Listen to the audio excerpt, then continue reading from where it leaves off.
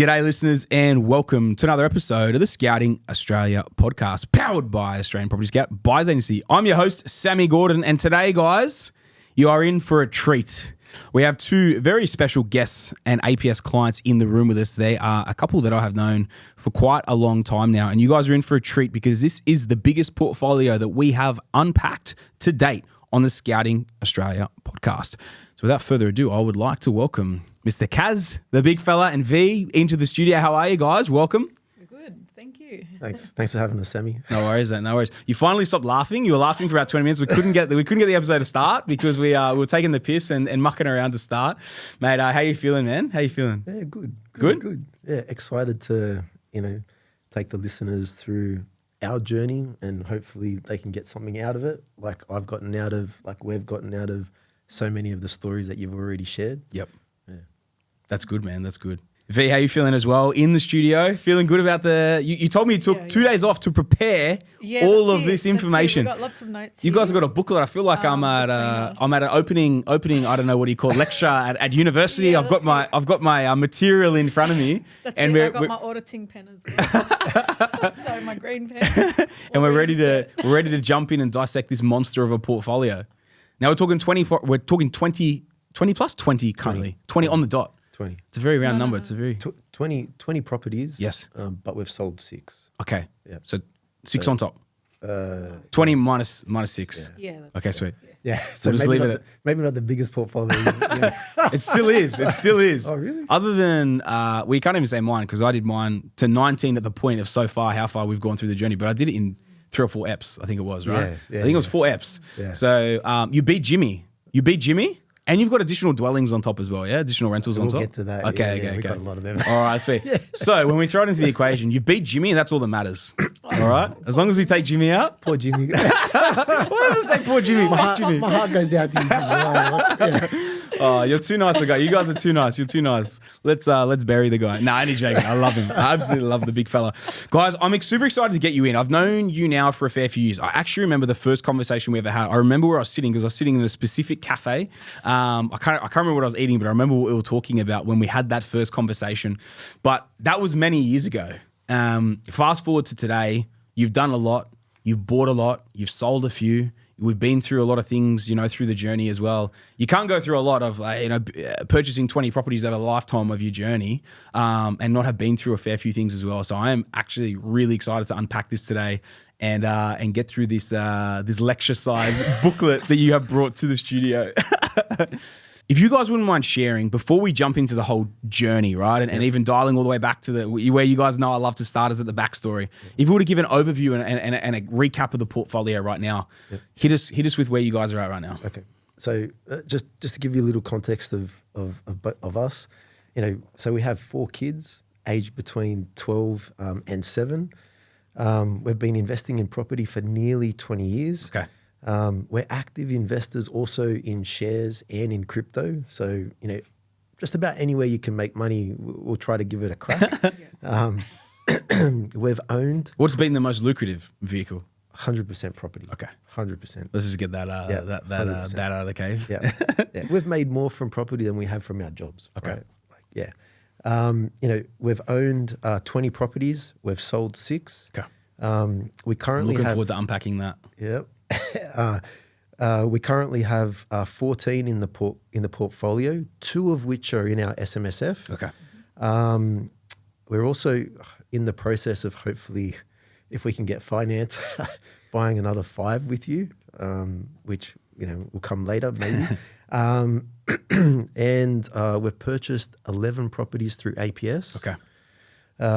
In total, at the moment, we have 33 rentals. Okay. Right. We currently have a net cash flow of 27K. Okay. And that's not normal for us. Normally it's a little bit negative. Yeah. But because we've just sold 2 and we're trying to reposition the portfolio, that's why it's a little bit positive. Yep. And if we were to go into consolidation phase today, we would be roughly circa 200K gross. Okay. So the 27K was net and the 200K is gross. Okay. So to confirm, you're meaning like if you were to sell off all your growth properties right now and just own your cash flow deals outright, you're at 200K. It's 200K gross, but that's just expenses of holding the property. So, but and minusing mortgages. So you would be at 200,000 net passive. Yep. Yeah, perfect. Yeah. That's amazing, man. Yeah. How good. Yeah. And the 11 APS purchases are over the last 4 years. Okay. Okay, sweet. That's a pretty good little acquisition, man. That's decent. Yeah. And, just saying as well, just at a high level, I hope that we're able to share, a couple of things with the listeners, like, that you can't go wrong with property. How to approach building a portfolio around a primary place of residency, which is what we did, which is a little bit different than what I've heard from the podcast to date. Of course. So you're trying to tweak my strategy and tell people to do your strategy? No. What is this, man? What is this? Have you got a caravan that you're selling wares? I'll be honest, right? Like, when we first started, I tried to convince, Vinay to do the whole rent vesting thing. Yeah. And she was pretty much like, She had the knife out. pretty much. Pretty much, I can see it. I won't repeat the words that she used, but it was pretty strong, right? It's PG, guys, PG. Yeah. But in my opinion, we had 3 investment properties already. Okay. And like we're buying the house. Yeah, fair. Okay. But anyway. And I got to show a bit of love to Jimmy as well. Hopefully a little bit about mindset too, right? Like, we don't need to show Jimmy love, but you can bring the mindset to the table, all right? and also hopefully we can share some practical tips as well for how we manage the portfolio. So hopefully listeners can get a little bit of benefit from that, from Vanessa's accounting background. But just to recap, like I'm a software engineer and Vanessa's an accountant. Yeah, perfect. So hopefully that was quick enough. Yeah, no, man, that was great. Like I think it's cool to it's almost like a little bit of a lay of the land before we start, So I think that's sick, man. Also, I just sort of wanted to say, thank you so much, Sammy, for everything that you've done for not just us, but also all the friends and family we've sent your way, right? There's a big army of them, man. We've sent a lot of people your way, and you've helped them out massively, right? It's been a pleasure, man. We were even at dinner last week. Some family came around. We went to dinner, and we just went around the table, and the smallest amount that someone made working with you was 200K. Yeah, right. Off one deal. Off one deal. Yeah. And everybody else was like circa like 400. Yeah, okay. Right. So just to set the scene, right? That's wild. So thank you so much. It's been an absolute pleasure, man. As well as thanks, man, for all the potties. I love we love listening to them. At 1.25 speed in the car. Yeah. Sometimes it puts the kids to sleep as well, which is great. Normally when Jimmy's talking, right? Like, are you listening to those things again? Dad, can you turn it off? We're giving our bachelors a property. Come on, guys. Exactly, right? Actually, my son the other day, he said exactly that. My daughter was like, "Oh, can you change it? Come on, put some music on."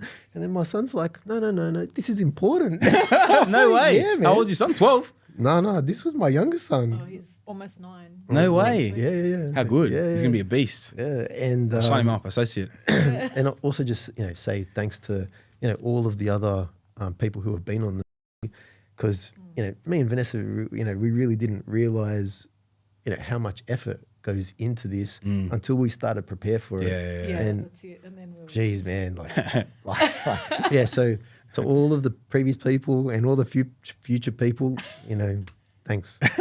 Just saying, mate. It's an absolute pleasure. I know they all thank you as well, man. And I'm super excited to unpack your stuff because I think it's going to go into a bit of a different level. You know what I mean, and a bit of a different beast. So, man, let's jump into it. Let's start talking about it. If we wound it all the way back to the very start. You guys, I always love to dive into the upbringing. I told you guys before we jumped into this. I didn't ask you. I didn't want to know. I wanted to be fresh on the potty. Yeah. But I love hearing about the upbringings because everyone seems to be so similar with what they go through that almost like builds that grit, that determination, that perseverance that like seems to come from a very specific type of upbringing. So I really want to know, where you guys came from. Are you both Australian born? Yep. Yeah. Yeah. Cuz, I wasn't sure if you were Cuz. Yeah. So Australian born. Yeah. Talk me through background, growing up, family, everything as kids through to when you guys bought your first properties. Yeah. So, just a little bit about me, my upbringing, my folks were into property a little bit. Anti or into? Into. Okay. Yeah, and you know, growing up, you know, it wasn't uncommon for us to, you know, all as a family be painting properties. Okay. It wasn't uncommon? Uncommon. Really? Yeah. Okay. So you come from a property investing background? Yeah. Mad.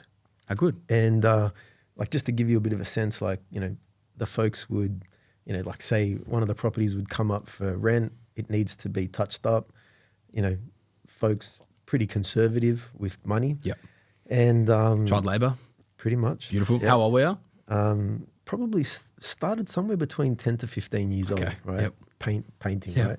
And, you know, So it's a similar trajectory of where this conversation's going. yeah. and like, my folks would sometimes go there after work, say for example, you know, Thursday, Friday night, you know, prep some stuff.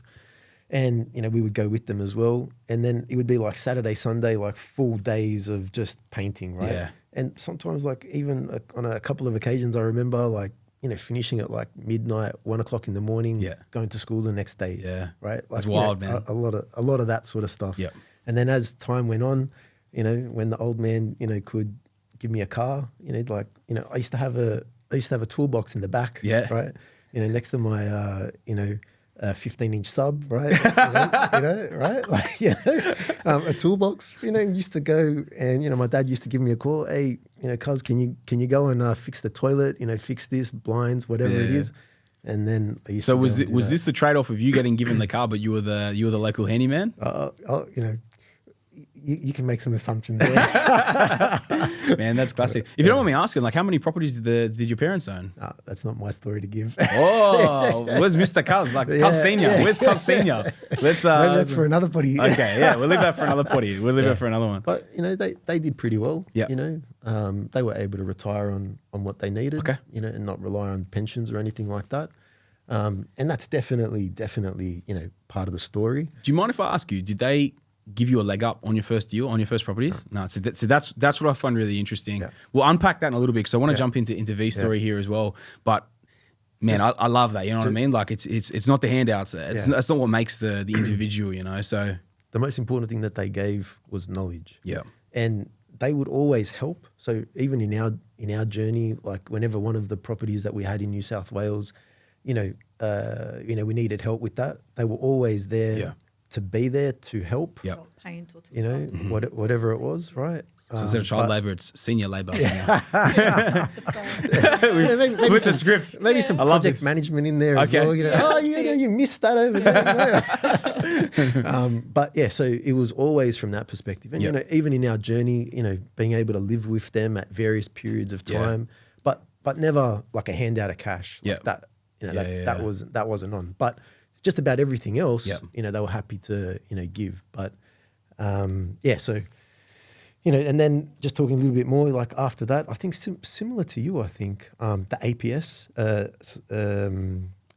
API magazine. Property mags, yeah. So, you know, when I sort of came after that, you know, I had a subscription to that and I used to study them. Yeah. You know, I think similar. 100%, man. Right? I had all three of them, and every month I'd read them back to front. Get them in the mail. Yeah. Start with one, smash it. Start with the next, smash it. I love the investor stories. Yeah. They're the best. I used to tag them. Yeah? Fucking color coded. No tags and way. shit. Yeah. How good. So, yeah, pretty insane. Did you have my magazine? I know. I I'm don't investor know. of the year, bro. You don't have my magazine? That was years after me. Come on. What a dog. Yeah, and, you know, back in the day as well, I had a mate who, you know, was our mortgage broker for, you know, many years. Still does some of our stuff as well. Yep. Can I give a shout out? Let's give a shout out, man. Yeah. Luke Gardiner. Okay. Yeah, from Loans for Homes. You know, I used to go do the property circuit with him. So, and that was a big learning curve, man. Like, I learned so much from getting on that property circuit in those early days. So that's Beautiful, man. yeah, Beautiful. I love that, mate. I love that. Yeah. There's a few things I'm going to unpack there in a little bit, but I want to hear V's stories first. Okay.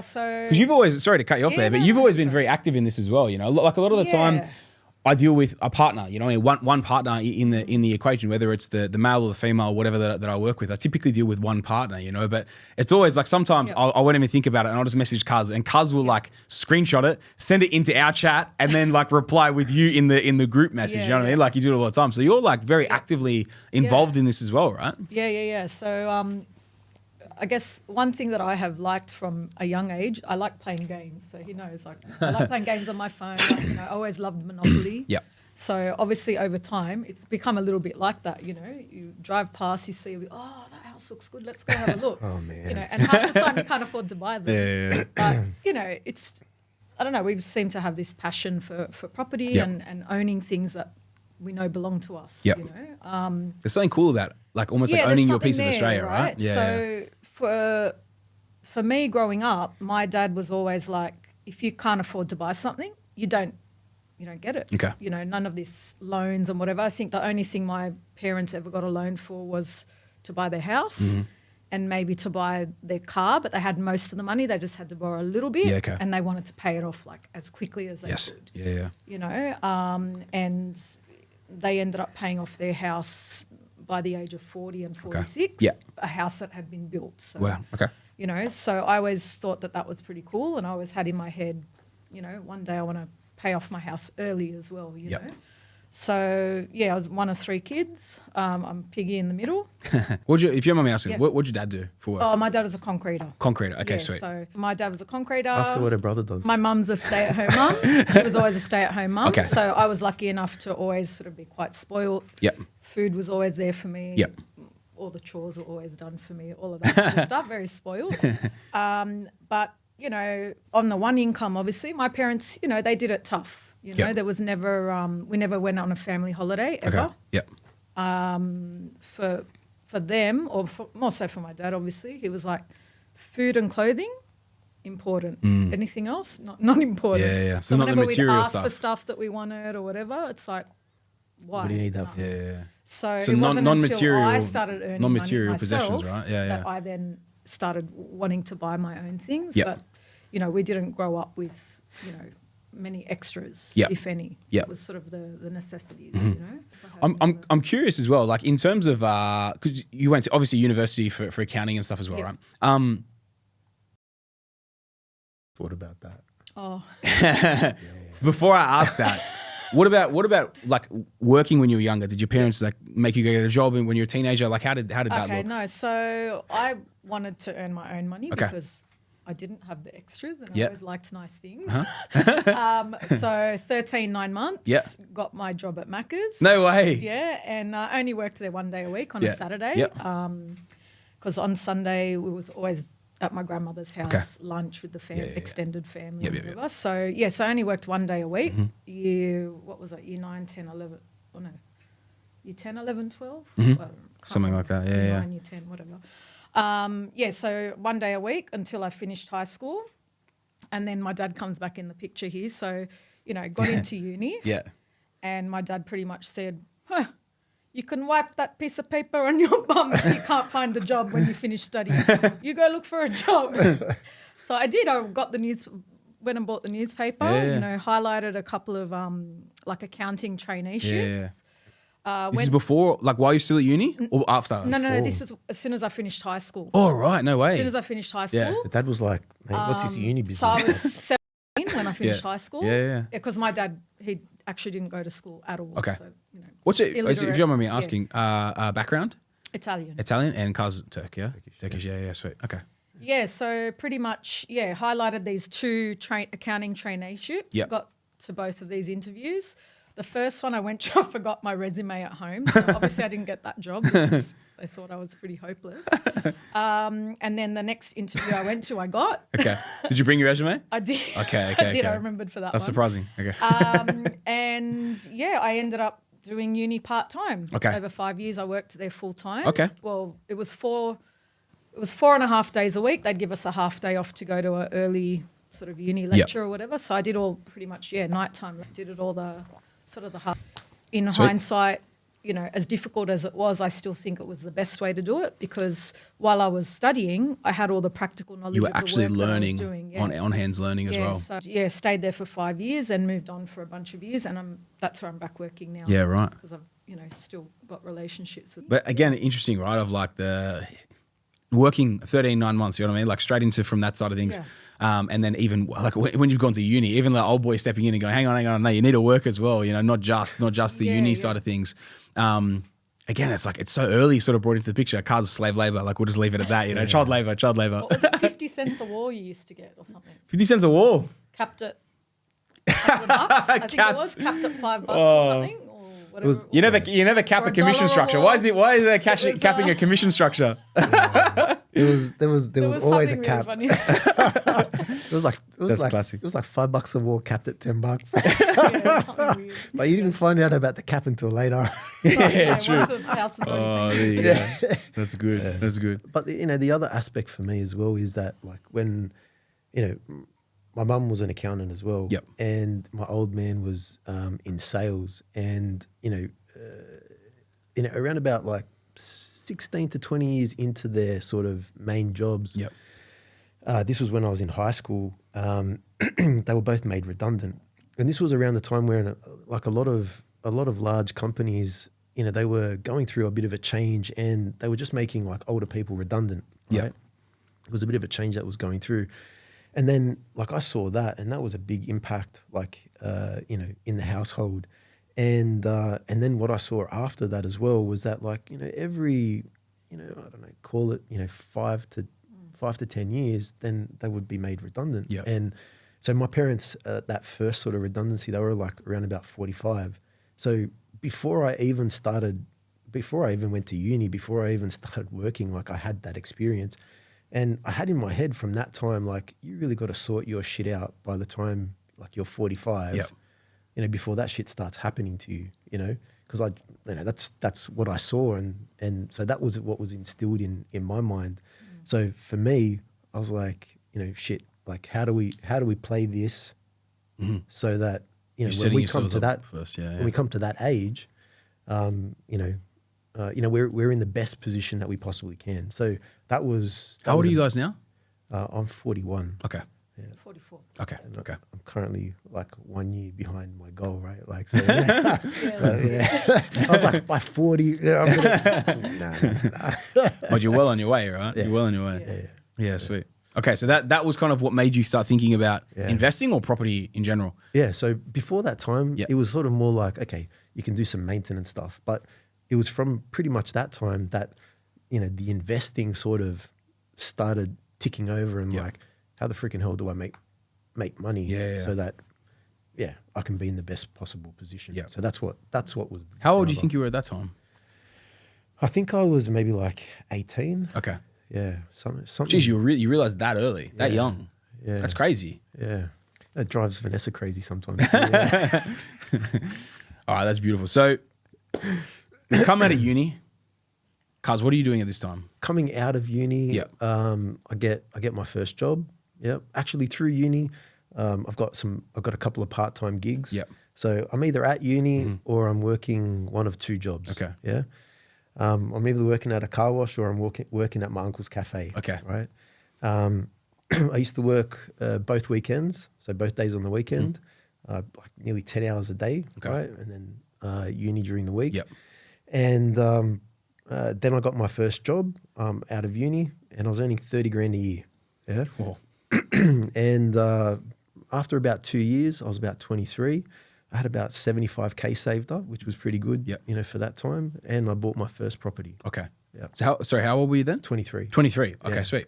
Yeah. This is before you met Vanessa? Before. Okay. Yeah, we were dating at that time. Okay. Yeah. I better get that right. Eh? Did you feel like a baller at 23 buying your first deal? What did you buy? I bought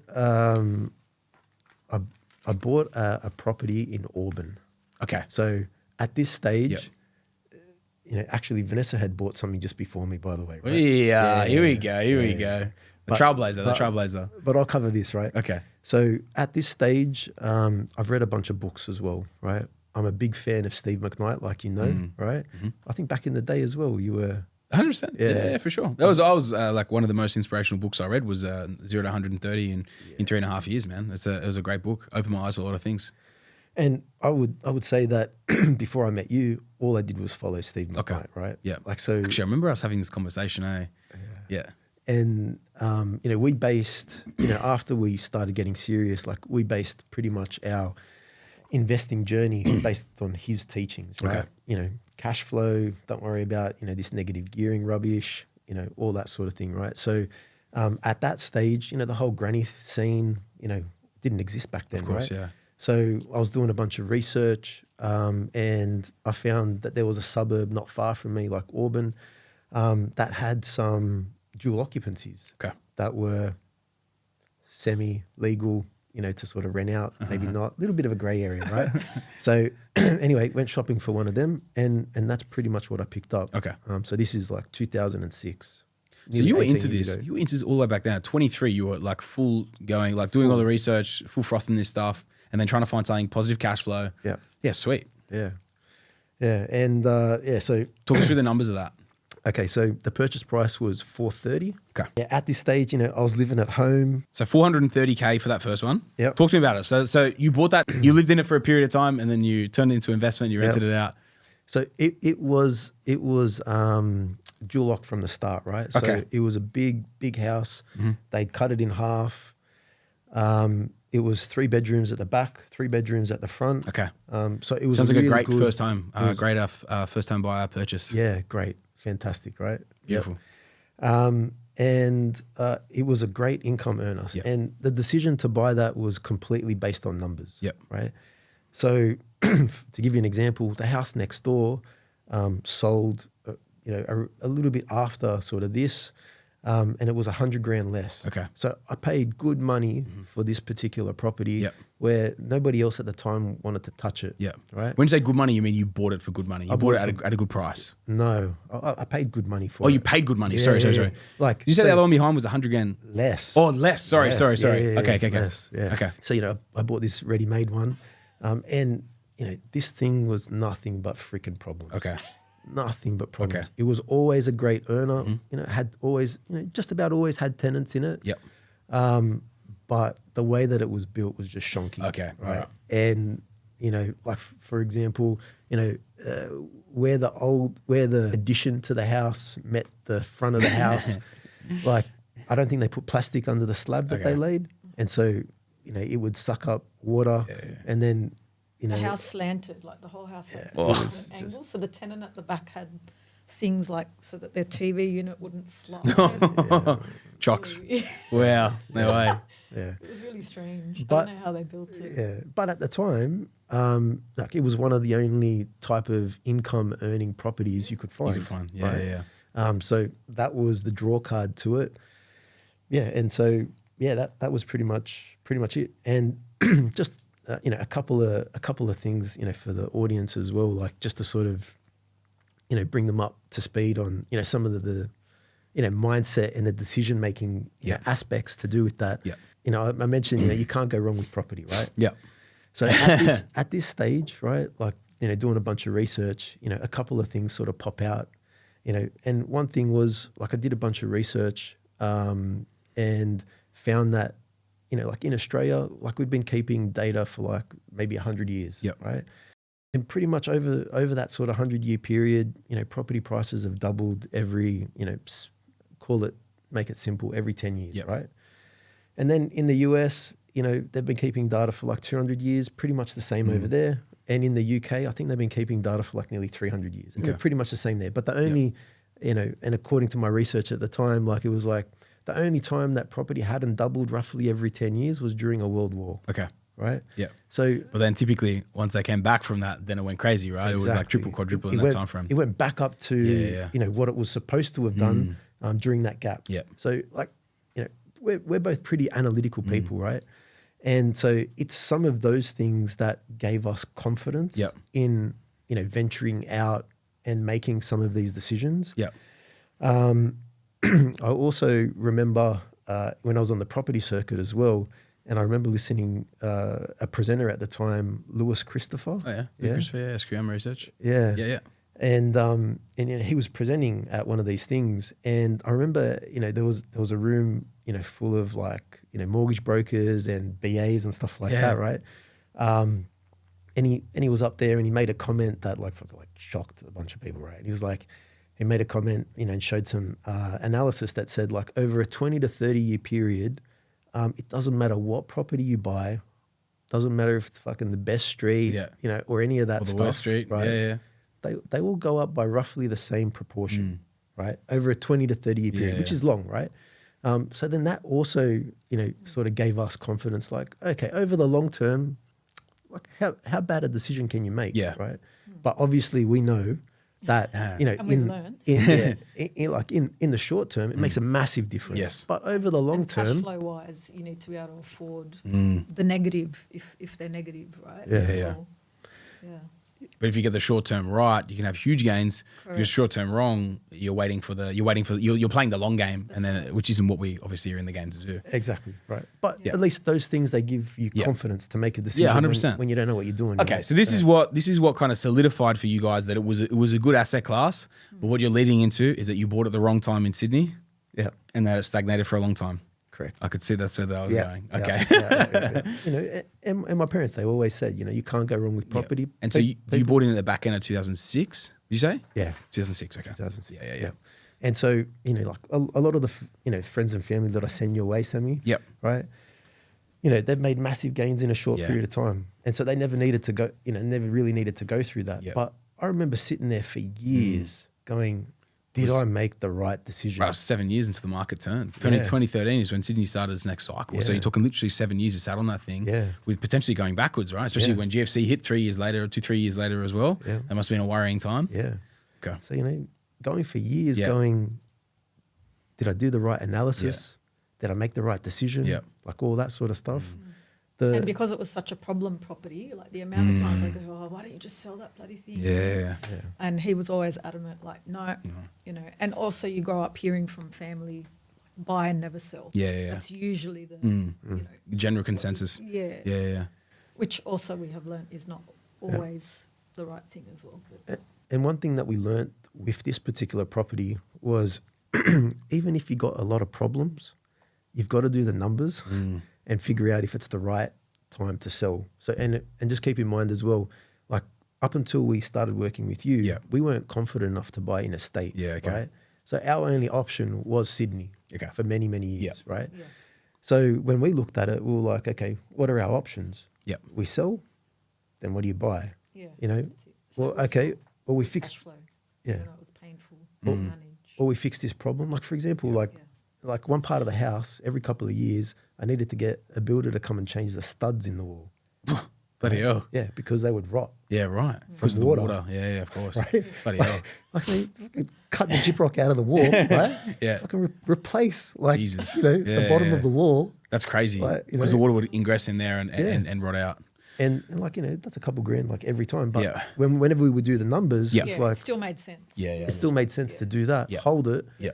for the right time to then sell, which was like, we'll come to that later because we ended up selling that property, but we held it for 15 years. Yep. And that was painful. Okay. But anyway, the other good thing about this property as well, from a cash flow standpoint, was that after 2 years, it started paying for itself. Okay. Right. After the first 6 months, right.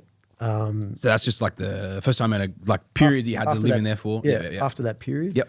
When I started renting it out, it was bringing in around about 220 a side, 230 a side. Okay. So 440 to 460, something along those lines for the whole thing, right? But at that time, the interest rate was about 7%, something along those lines. And that's only a 5% yield Might have been on a purchase. little bit more. And then the interest rate over the next 1 to 2 years went up to, we were paying around about 8 point something percent. Yeah, right. I can't remember exactly, but it was around about that. When I bought my first one in 2009, the interest rates were, when I bought the variables up in the high sixes and I fixed in the low sevens. I remember that clearly because they raised it on the day I was supposed to settle and they called me and they go, what do you want to do? Because all the fixed rates had increased. You couldn't lock them at the doors. There was no price lock at the time. So it's either like we go variable or we fix. And I was supposed to fix for, I think it was like 3 years at 7.09 and ended up fixing for 2 years at 7.19 because the 3 year had gone to like 8.5% and the variable was at like 6.8. But then I think that was the last one. I don't think it went up again, but it was like, that was on the day of settlement. I remember because I was in Melbourne, I had my hip surgery and I was waiting for, it was supposed to settle that day and that was the phone call I got that, it had all changed that day. So. Were you okay with fixing at that time? I had to, man. I was. I think I fixed. I did a half. I was a 250K loan. I think I did 150K fixed. Yep. And I did 100K variable because I was like, I couldn't afford the full variable to go. If it went up higher, I was making 39 grand a year. So. So you guys was in the era just before that, but it sounds like maybe you even had a higher interest rate than that at that time. Yeah, because we were variable, right? Yep. Like, yeah, I had a I had a mate that worked for the RBA at the time, you know, and he was like, The inside track. man, do you think you're smarter than all the guys at the bank who are setting the fixed rates? Yeah. Like, you know, I was like, no, like, you guys all then, you know, stay variable because theoretically it should be cheaper for you over the long run. Yeah. Because effectively you're betting against you knowing more than the banking economists who fix it. Yeah. Because the fixed period, they're expecting to make more from you out of a fixed rate than what you'll save over a variable period. Yeah. But it's the security you're locking in for. That's right. If you know you have a particular budget that you need to track to. Yeah. then it's, And also at the time, you know, we'd heard that like, you know, some mortgage brokers, they would just make you fix some portion of your loan just so that you don't churn. You don't leave. Right? Yeah. Like, so they lock in their, you know. Dogs. So there was Because there was a big break cost back then as well, remember? There was a big break Yeah, cost. I there forgot were. that. Yeah. Like back in, they had the big banking reform where they took that away. But back then there was the big break right. cost. Yeah, I there forgot that. Yeah. That's property number one. I'm very conscious that we have 20 properties here and we do not have 20 hours to go through this thing. This is no offense, obviously. I just knowing that we're needing to punch through this. So at the time, we've got all the figures for that, right? And you think you overpaid a little bit for that property? I think so. So you think it was A maybe little worth bit. 400 grand at the time when you bought it? probably. Okay, sweet. Property number two, which is actually kind of the one before it, is V's first one as well. Okay, so Punch us through those numbers. So the property that he bought, that first one that you mentioned, that was about a year after we met. Okay. So a year before, so in November 2005, I bought my first property. Yep. So I was 25 at the time. I think I was on a salary of 70K, and pretty much I wanted to move out of home. Yep. Which was a big drama because you don't move out of home till you get married. Like it was all that drama and, you know, all the relatives, oh, why is Vanessa moving out? Is it because she's got a boyfriend? You know, there's all this random gossip that happens. But it was a first time But in actual fact, decision? I met Kazim about 1 to 2 months after I bought this property. Yeah, right. But anyway, so I got the first home owners grant at the time. I think it was $7,000, and I think it was also no stamp duty. Yeah, it was. I was trying to look back. Yeah, I couldn't figure it out because it's so long ago. 19 years ago. It was a unit actually, a unit that I purchased. Okay. And I paid $405,000 for that. Yep. So I only had 80K, and I only had 60K, but I needed 80 if I didn't want to pay the LMI. Yep. So I ended up asking my mum if I could borrow 20K to avoid the LMI, and I paid that back to her over, I think, about a 2-year period. Okay. But then you also got the grant and you got the stamp duty exemption as well. Correct. Perfect. Yeah. So I moved in there. Yep. The reason I purchased that particular property was in a really good spot because I didn't have a car. Yep. I didn't want to waste money on a car, and I always worked in the city, so it was like public transport was just a no-brainer. Yep. It was close to like a strip of cafes, supermarket. Yeah. You know, so just a owner really good occupier spot. appeal. Yeah. Things that appeal to you as a that's it. And owner I've always occupier, been not a an bit investor. more of an emotional person when it comes to property. Yeah. Right? Which again I've had to learn to let go of a little bit over time. 1 or 2 months after that, I met Kuz. Yeah. What I'm curious about here as well is like, so you guys have both bought kind of primary residences for the two first purchases, right? Like Kuz had like a secondary income stream on his one. But you guys kind of bought the two primary residences to begin with, to kick off the portfolio, right? Yes. What's the time gap between those two purchases, 05, 06, and then moving forward to investment number 3, property number 3, and moving forward from there? Like at what point do you kind of jump? Okay, so for me, I ended up living there for about a year and a half. Yep. So essentially what happened was, met him, we were together for over a year, and it ended up he was sort of like a neighbour. Okay. Didn't know, as in like parents were neighbours. Yeah, right. And we'd keep getting We lived mixed across the up. street from each other. Yeah, we kept getting mixed up. Like, I'm at home, but I meant I was at my mum's. And he'd end up driving to the wrong place. And anyway, eventually we're like, we're going to start saving for to get married and all this stuff. I'll move back home because I'm across the road from now, So, after a year and a half, I moved back home, rented that out. Yep. And I was like, I was obviously able to afford to live in it before with paying the mortgage. Now I no longer have, I'm getting rent. Yep. I can afford another property. Yep. So pretty much straight away within a couple of months got my next pre-approval for the next one. After moving back home. After moving back home. So she's the mover and shaker. Kuz is you're dragging the chain, brother. She always had to have one leg up, man. Well, she's got a few legs, man. Yeah, so moved back home. Yeah. Got a, what do you call it, pre-approval done. And I was able to use the equity in that first one. Okay. So with the second one, I paid $355K, another unit. Okay. But I actually borrowed 380 because I was able to borrow the stamp duty and I paid LMI as well, which they add on to the loan. Yep. Because we used the equity in the first property. Okay, so you cross-securitized against the first one. I did. Okay, Yeah, I did. And then, those sorts of things. It was big back then. Yeah. People were always pushing for it. Hard to get out of, but good for brokers as well. It does come and bite you back in the bum later. 100%. Which has happened to us a lot. Yeah. But that was the only way to get the money at the time.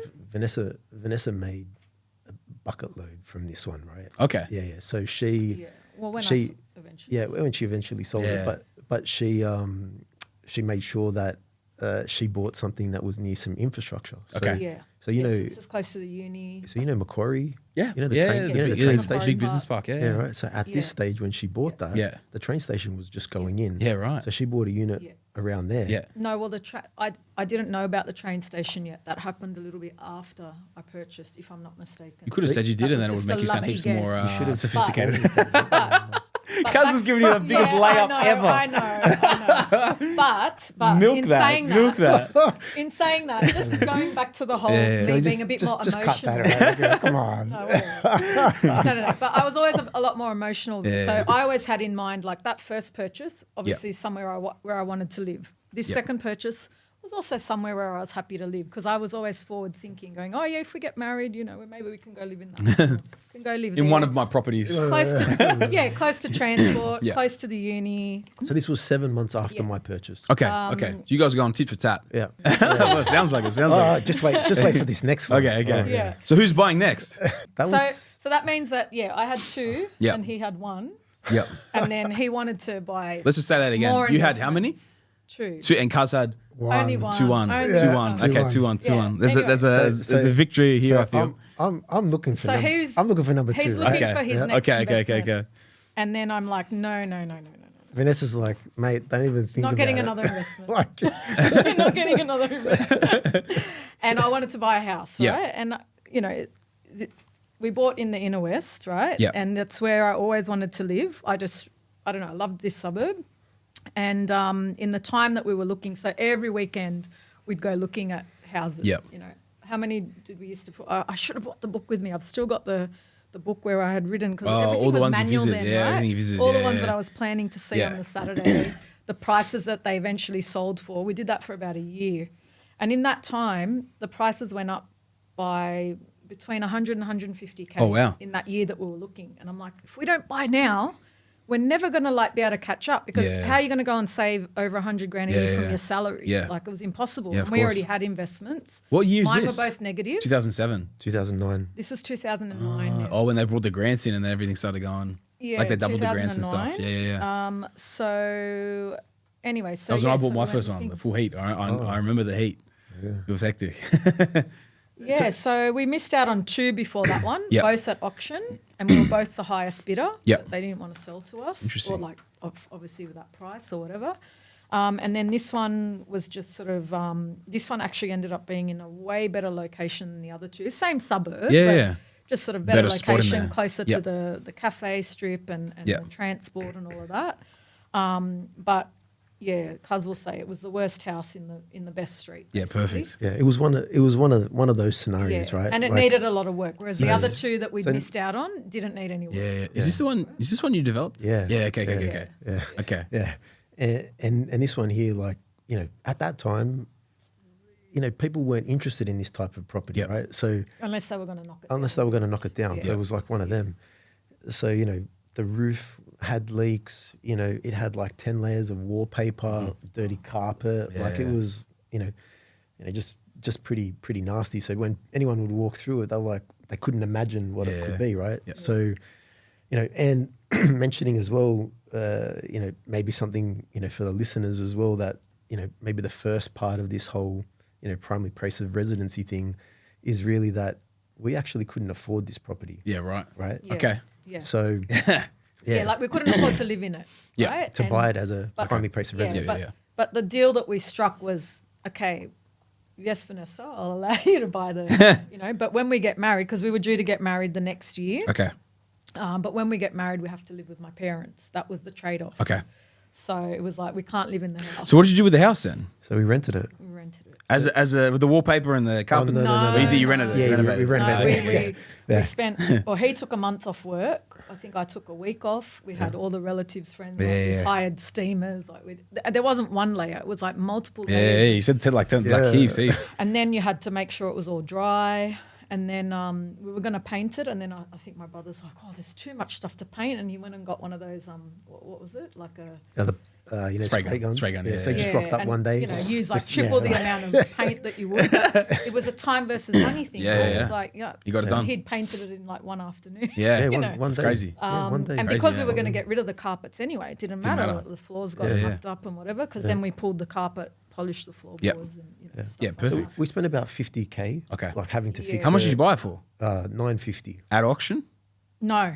Private trade. Yeah, Okay, sweet. private trade, yeah. So 950K So- plus 50K Reno. Yeah. Yeah. Yeah. Okay, sweet. Yeah, and we borrowed 900. Okay. So basically his parents went guarantor on that one. Okay. So that we didn't have to put in much deposit. Yeah. And but we had the equity. But anyway, after about a year and a half, 2 Yeah. years or thereabouts, whatever it was, we got them taken off because it had grown in value. Yep, perfect. And so Yeah. how long did you rent that for and live in Kuz's parents' place? It was about 2 years. Yes, 2 years. 2 years, Yeah, okay. so we got married the year after. Oh, we rented it for 3 years, I think, in the end, Yeah. because there was the year before we got married, Yep. and then 2 we years lived with them 2 years, and Yep. then we moved into it the night before our first child was born. Oh, really? Oh, so you moved into it as the renovated product, the spray painted home. Oh, this was we 3 years renovated after. a little bit after. okay. And we did a So you whole did another bunch of little- work We We did as another well. little. Okay. So Okay. so we were there painting and cleaning, and, like up until my due date, because Yeah. my son came on his due date. So it was And so again, from all the reading, right? Yeah. Of the API magazines, buying and selling costs are crazy. Yeah. yeah. Try to buy, your primary place of residency in the suburb that you eventually Yeah. want to live in. So that was the idea that we went into this, Yeah. right? Yeah. So we were like, okay, we don't want to be buying and selling stuff, because we had friends who had Actually, all of our friends, they all bought units, and then because like most of my friends were already married, what's either with kids or kids on the way or close to it or whatever, and they all bought units. Yep. And then when the kids They came all along, grew they all 'em. needed to Yeah. upgrade, but then you can't, because then you're on one income. And I was like, I'm not going to do that. So I was like, buy it now. Okay, we won't live in it yet. And I was sort of always sort of a But bit that- more forward thinking like that, Yeah. because I didn't want to waste money. Yeah, that makes Yeah. sense. Yeah. there's the accountant coming out, right? Yeah. It makes sense, but because like the entry and exit costs, and that's why these Yeah. days I'm a big believer in the rentvesting, because if you're constantly upgrading, and let's say you go buy the unit at 700, and then you go to the next one's at 1.2, but then you really like the one that's 2 mil, and then a couple of years, so then a few years later you buy that, and then but then potentially you outgrow that, and you're like, you know what, my ultimate home's like the 4 to 5 mil. For me, just fucking rent the whole time and buy the 4 to 5 mil at the back end when you've made the money and you've earned the right to do it, rather than the entry and exits the whole way through. So just like I'll never buy until I get to the back end of my portfolio. I know 100% what I want. Then maybe I'll pull the trigger. But otherwise, like it's just especially even the cost versus return of rent vesting versus that product, and then the entry and exits are getting out, and the anchor that a primary residence is on a portfolio journey as well, Correct. because it's so like you said there, $900,000 worth of debt, which. In hindsight, like and thinking about it in practical terms, it was probably the next market that was coming up for a growth run, a growth cycle. So it's not the worst property to buy from that perspective. But if you were to look at it now and go, oh yeah, well I'll buy a Sydney one now, or you're doing it 2018, 19, 2020 or whatever, like you've bought beyond, like after that big wave of growth has come. So it doesn't make sense. And this is where for me, when I really look at that, the rent vesting side of things, where it does make so much sense, until you can really buy what you want. But I think the cool thing is here, I know you guys are about to dive into this, was you got your foot in the door, you rented it for a few years, delayed gratification, living at the parents, not even living in it yourself. Yeah. But then you also developed the product, so you weren't paying that top end, back end price plus the stamp duty. was lower. Exactly, and everything to do with it too, plus a margin on the development too, right? So I kind of like if there's a way to do it, It was a few years before the market took off. You developed your own product. You know what I mean? Like there's a fair few positives in line with this thing too. So it's good. It's good. You know, if there's a way of doing it, this is the way. I say to, all my friends and family, like my younger cousins and whatever, like, hey, if you do want to buy your primary place of residency, even some mates as well, like, hey, buy it as an investment, if you can't quite afford the thing that you want. So at least you have, the reassurance that you've got something. It's not the best thing to have in your portfolio, 100%. Yeah. But if you're not allowed to do the rent, plays the woman. There's a trade-off, right? Like if that's the card you're dealt, right? Then you got to play that game as best as you possibly can. And I hope that's what it comes through from this, right? Like, because the other, obviously, it probably would have, there would have been better ways to invest that money in other properties or better cash flows or whatever. But you've still got a good result. For me at the time, that was such an important thing, right? But obviously, hindsight is one of those things where you look back and you're like, of course. Maybe could have done it. Things differently. But there wasn't as much info at the time. Yeah, true. If we had your podcast back then, I would have been playing it. And she would have gone, all right. Makes sense. Done, Makes sense. Talk me through the numbers of this, but. Right, so you bought it, you've renovated, because this is where I'd like to break that down. Where like how much did this thing make sense as well? Yep. You bought it for $950K. Yep. You put $50K in for a reno. Yep. You've moved into it again a few years later. Yep. When did you develop it, and how much did the development cost? So that actually comes after a few more deals. Well, hit me with some deals, man. Yeah. Let's go. Yeah. So that was in 2009. That was 2009, and I'll just also mention as well, like again, because of Vanessa's background, right? Through this whole journey from this point, the objective always was to try to make the debt on that property, depreciable. Okay. Right? Deductible. Yeah. Deductible, right? Yeah. Tax deductible. So, there's various, ways of being able to do that, right? So, for example, you put money into, the loan and then you take it out again to go and pay for your investments, Yes. like, the interest that you pay on them or whatever. And then slowly, you can chip away More and at more debt. of it becomes tax deductible. Exactly. Yeah, right? I get you. So we did that over a long, long period of time as well. So, just sort of edging that little bit more into that, right? Yeah. Yeah. You know what I kind of think of here, and like this is going to, I think, amalgamate as we go further through here. But I'm a big believer of like timing the market is so much more important than time in the market, right? Yeah. But that being said as well is like, I haven't had that many people realistically that I've worked with that have started as early as you guys. So like that time in the market as well, the time in the game, obviously has come through to a pretty compounded effect in terms of what we've been able to build now. Yeah. And I think this is one of the big things of like a lot of people, it's the old saying, right? Everyone overestimates what they can do in a year, but they underestimate what they can do in 10. You know what I mean? What you can do in a decade is wild, especially if you actually apply yourself properly to these things. This is where I'm really keen to see where this goes in the next few deals, and whenever it comes back to going back to the development on the primary residence. But I think this is I'm really keen to see how this now starts to take off on the trajectory. Well, the next two purchases sort of Kuz always had this thing cash flow, and I was always equity. Okay. I'm like, as long as we can afford the negative, that's where the growth is going to come. Like that was always my sort of thought, right? But that was sort of also before we had kids, and then I wasn't working as much, and so then at this cash flow became a lot more important. At this point in time, cash flow became super important, and so he was always set on dual locks. Okay. And then you can probably take over from so this next one was in 2011. Okay. At the back end of 2011. So this was about 4 months before I was due to have the first child. Okay. And so this one was a purchase in Penrith. Yep. And this was 6 months after the granny flat rules changed. In 2010, I remember them. Yeah. I remember when they changed as well, man. Yeah. So, again. You were on it quick. Yeah. So, again, being on the property circuit, with some BAs back then, there was one prominent one back then, and I had some interviews with them to suss them out and whatever. And at the time, I just wasn't feeling it. If that makes sense, right? Yeah. I was like, I don't know if you guys can do a better job than what I can, right? I just went out and Are they still around? Yeah, sussing it out, and I just wasn't feeling it. Just a bit of a machine. I don't know, it just seemed like a machine. Anyway. So anyway, when I bought this thing, so this thing was like $315K. Yep. Right. fucking cheap as. Yeah, that's for a house as well. That's for a house. Yeah. And also, we weren't really, there wasn't a lot of competition in the market at that time. It There was wasn't. pretty easy to buy this property. Yeah, it would have been dead, 2011. And easy. also, we Dead. bought it in December. So, yep. December, I think we might have paid an extra 10 grand or more if we had bought it in a different month. But I think it had been December, on the January is market. very dead. Yeah, dead Person month. just wanted to sell. We were out hunting, right? Yep. And so Yeah. we were putting offers in at a lot of different places. And this one actually came up like 2-3 times, right? It was like the real estate agent gave me a call, he was like, oh, they're after like, 3:30 or whatever. I'm like, Yeah. nah. I was playing the game, right? Yeah. Whatever. And then eventually he goes, it was under contract and Yep. then it fell through.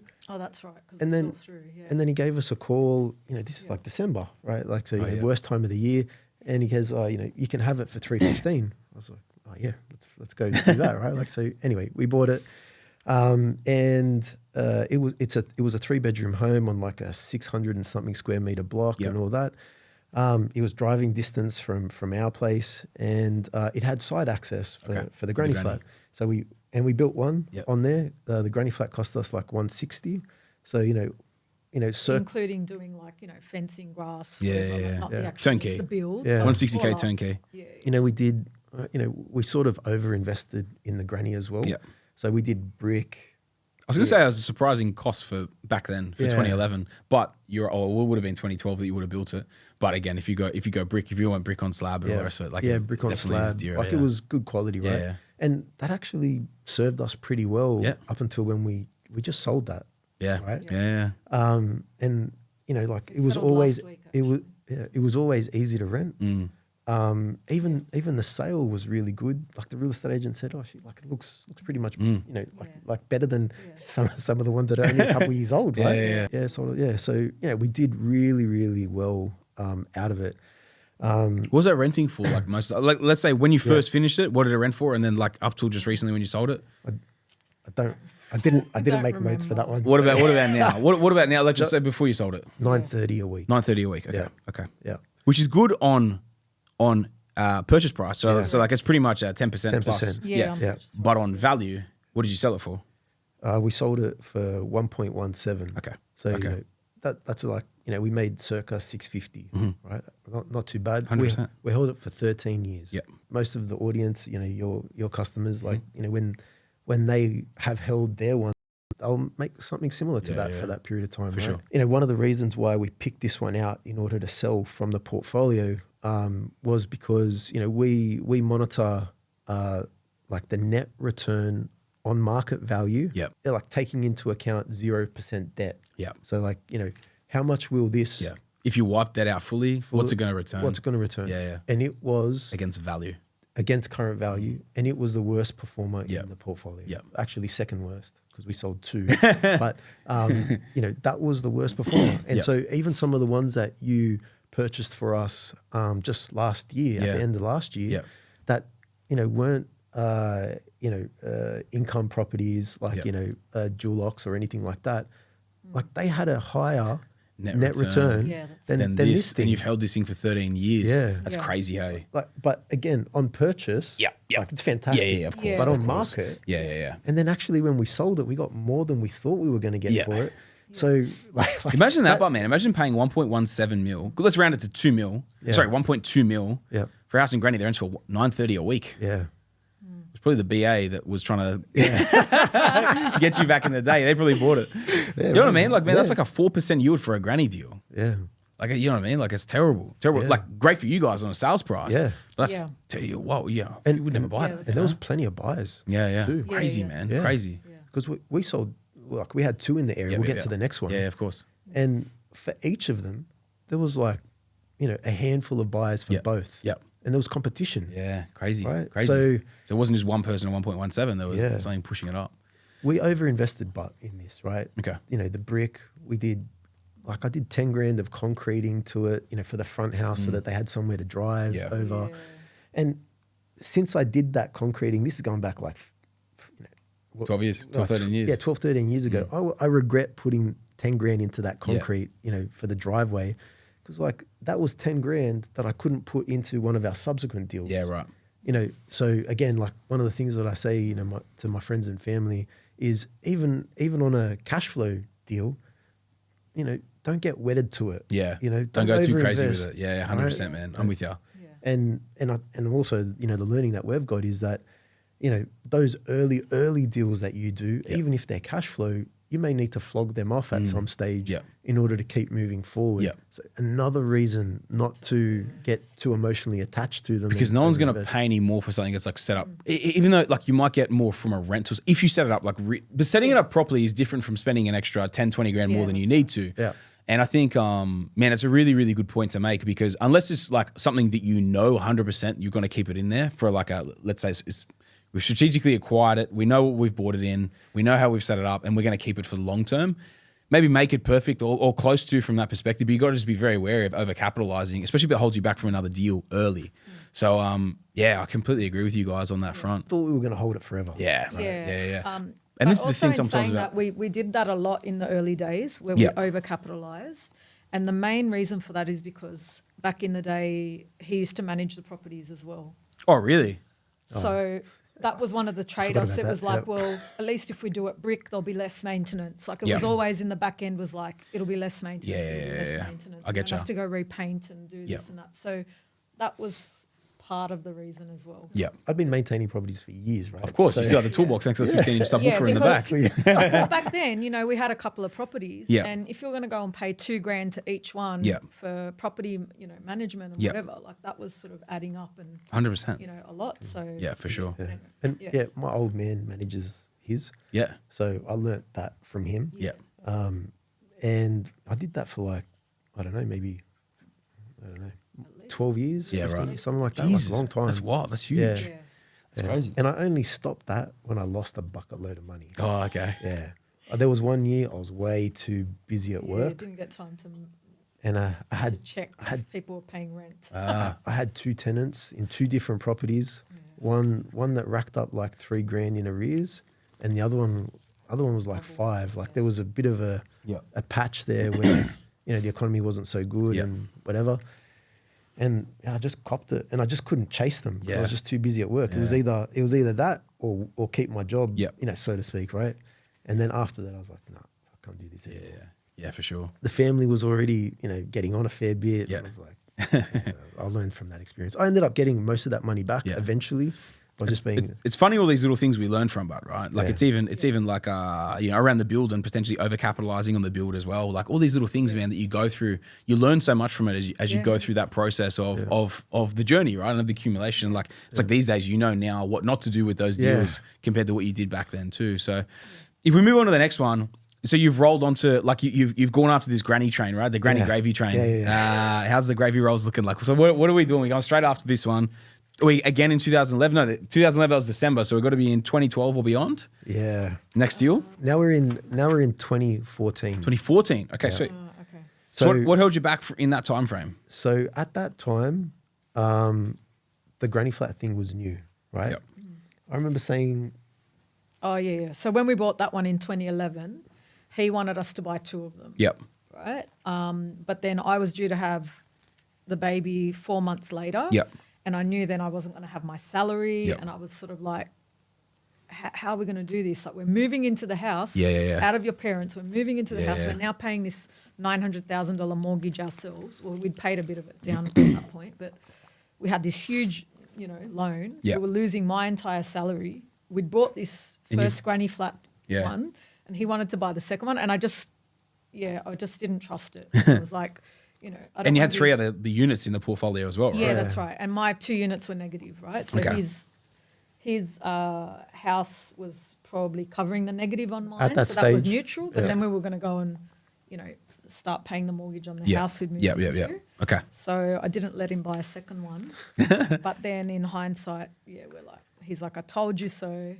So talk 2 years later. Yeah, talk we to me did about the next one thing. in 2014. Yeah. Talk to me about that. so this next one again is in Penrith. Yep. This time a little bit better suburb in Penrith. And we paid $530. Okay. Yeah. But how much of a better suburb? Like, Like say the other one It's that you like- bought at 315. like that was like Maybe the a worst or the 10%. second worst suburb. Okay, and in what would Penrith. that have been worth when you bought the 531? Oh, It was maybe probably a 10% difference, right? probably about I'd say probably high 4s. Okay. So you've done 50%. So yeah, something like that. Because that's when the market had just kicked. Yeah. Like 2013 going into 2014. So Sammy, we bought this in December 2014. Yep. But we had been looking. Oh, that's right. It took us months to get it. As well. 12 months. Oh, wow. So this is. Oh, shit. This is one of the ones where when we started working with you, like this experience is one of the reasons why we don't do this ourselves, Yeah, right? okay. Oh, yeah. Anymore. Yep. Because the market was hot as. Yeah. Yeah. And we were able to get out, right, and see agents, see properties, see all this stuff, and we still couldn't buy something. Yeah. And there were dozens of people, and they were doing that silent auction thing. Oh, yeah. And that's back in within- 2014. That's crazy. You know, like they would sell properties at that stage, like within hours of the first open. Yeah, of that's course. it. Yeah. Yeah. You know, it was like insane. Yeah. And you couldn't even get in contact with the real estate agents. They didn't Yeah, want they to just talk wouldn't to even you. answer Yeah, the phones were phone. blowing up, Yeah. 100%. Yeah, Right? I get you. Yeah. And so it was just so difficult And then to we spent, buy. we spent so many weekends. Yeah. And the other big thing as well was like for us, there was one or two ones that we could have bought, but because the market was so hot, like they were going for way more than what our expectation Yeah, was. that's right. And we didn't have somebody saying, hey, look, the market's growing. This is the price that you need to pay right now. This is a good price. Or getting you access to stuff off Yeah. market to then take the heat out of the transaction and Yeah. make a educated So decision by for the the time we side. bought it, Yeah. So for example, there was one like maybe like 6 months earlier that we could have picked up for like 460. Yeah. Right. Yeah. Similar, comparable. Similar, right? Yeah. Yeah. And we weren't able to pick that up because we were only willing to go to 430. Yeah. Right. that's right. I do Yeah. remember that And now. in hindsight, we were like, fuck, we should have just paid the 460. We just paid like 530 for this thing, Yeah. right?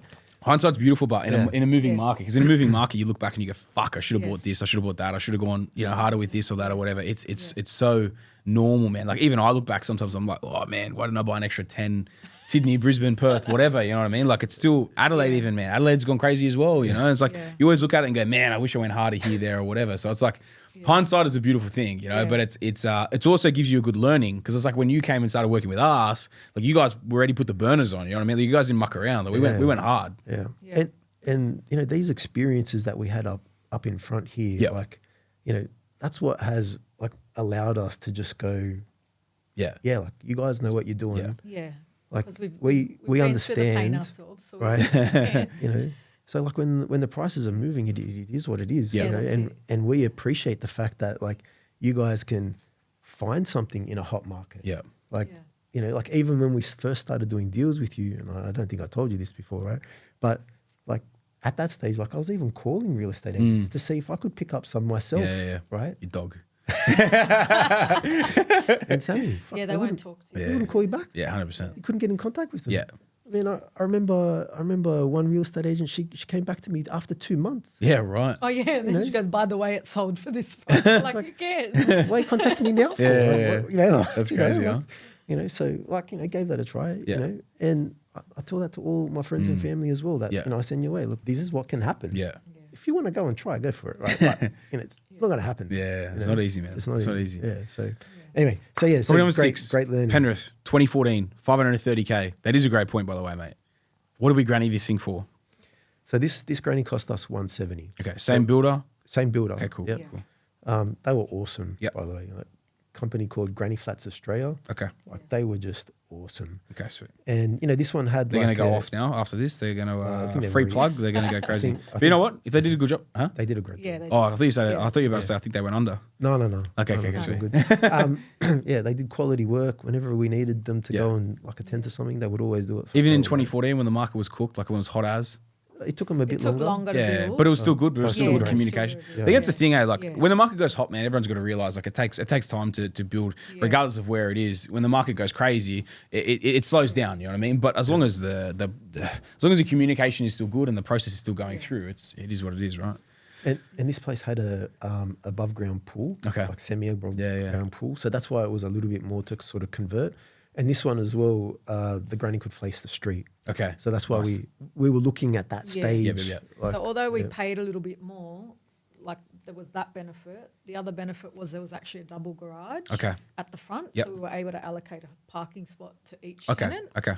And then the third good thing was that it was actually a 4-bedroom house Okay. as opposed to a 3. Okay. So even though we paid a bit more premium in the end, You're we in a better actually got suburb with an much extra better bedroom product. and a corner block, which is better all which around, right? we ended up getting more rent than because of. So yeah, it sort of worked out well. Like it intrigues me. What did you guys? What was this renting for before you offloaded it? This one, this one was a little bit under market Okay. from when we were speaking to the real estate agent Yep. that sold it for us. Whereas the other one was, like he said, like it was bang on. But Yep. this one was a little bit under. Okay. Yeah. This one was $940 per week. Okay. Right. And also to give you comparison as well, like the ones that you hooked up for us Yeah. in Brizzy Yeah. that we did grannies on, which we'll get to, Yeah. right? They're all bringing in more than $1,000 Yeah. a week. Yeah, that's right. So this thing here is worth way more Yep. than those. Yep. And it's getting less rent. Yeah, 100%. Right. And so like, just to give you a perspective as well, like the net on market at a 0% like loan on it, this one is like 2.9%. Okay. Right. Okay. And most of the other ones in our portfolio, all the ones that you got Yeah. for us, right? They're all sitting up around that 5%. Yeah. Right. That's on value. Yeah. On value. On market value. Yeah. Market On value. market Yeah. value. So, so it was like, no brainer Yeah. to sort of sell these ones. Yeah, out. 100%. There was some other strategic reasons why we exited out of these as well, which Yes. obviously is kind of more for a school of property / behind closed doors sort of conversations in terms of why we offloaded those ones. Like why we went through very strategically. I think we had like a 2-hour strategy session on this thing, Yeah, we picking did. through because there was so much to unpack, Yep. and Yeah. we were at a ceiling, right? And we had to figure out our way forward. So we really strategically unpacked how are we going to not only replace these things but keep moving forward. And man, I know that's what we spent a lot of time on going through. That was late one Friday night or something, wasn't it? I remember it was a big sesh. We went through all that. But then we created the game plan to keep moving forward, right? Yeah. And it was great to have you confirm what we sort of suspected, Yep. if that makes Yeah, sense. Like, yeah. we talk about it. But it was And- still a hard decision for us course. to sell Yeah. them because I remember. we thought that they were going to be properties we held forever. Yeah. And also, Vanessa likes hearing things from you more than she does from me. Wasn't everybody though? we're all more likely to listen to someone else than It our is true. partner. It is true. Yeah. All right. I just got to ask this as well with this one. Like, what do we sell this one for too? So we sold this one for 1.23. Okay, cool. So yeah, we made. So you made an extra 60 grand on it. Obviously it cost a bit more, but it was also a few years down the line as well in terms of when it Yeah. was done.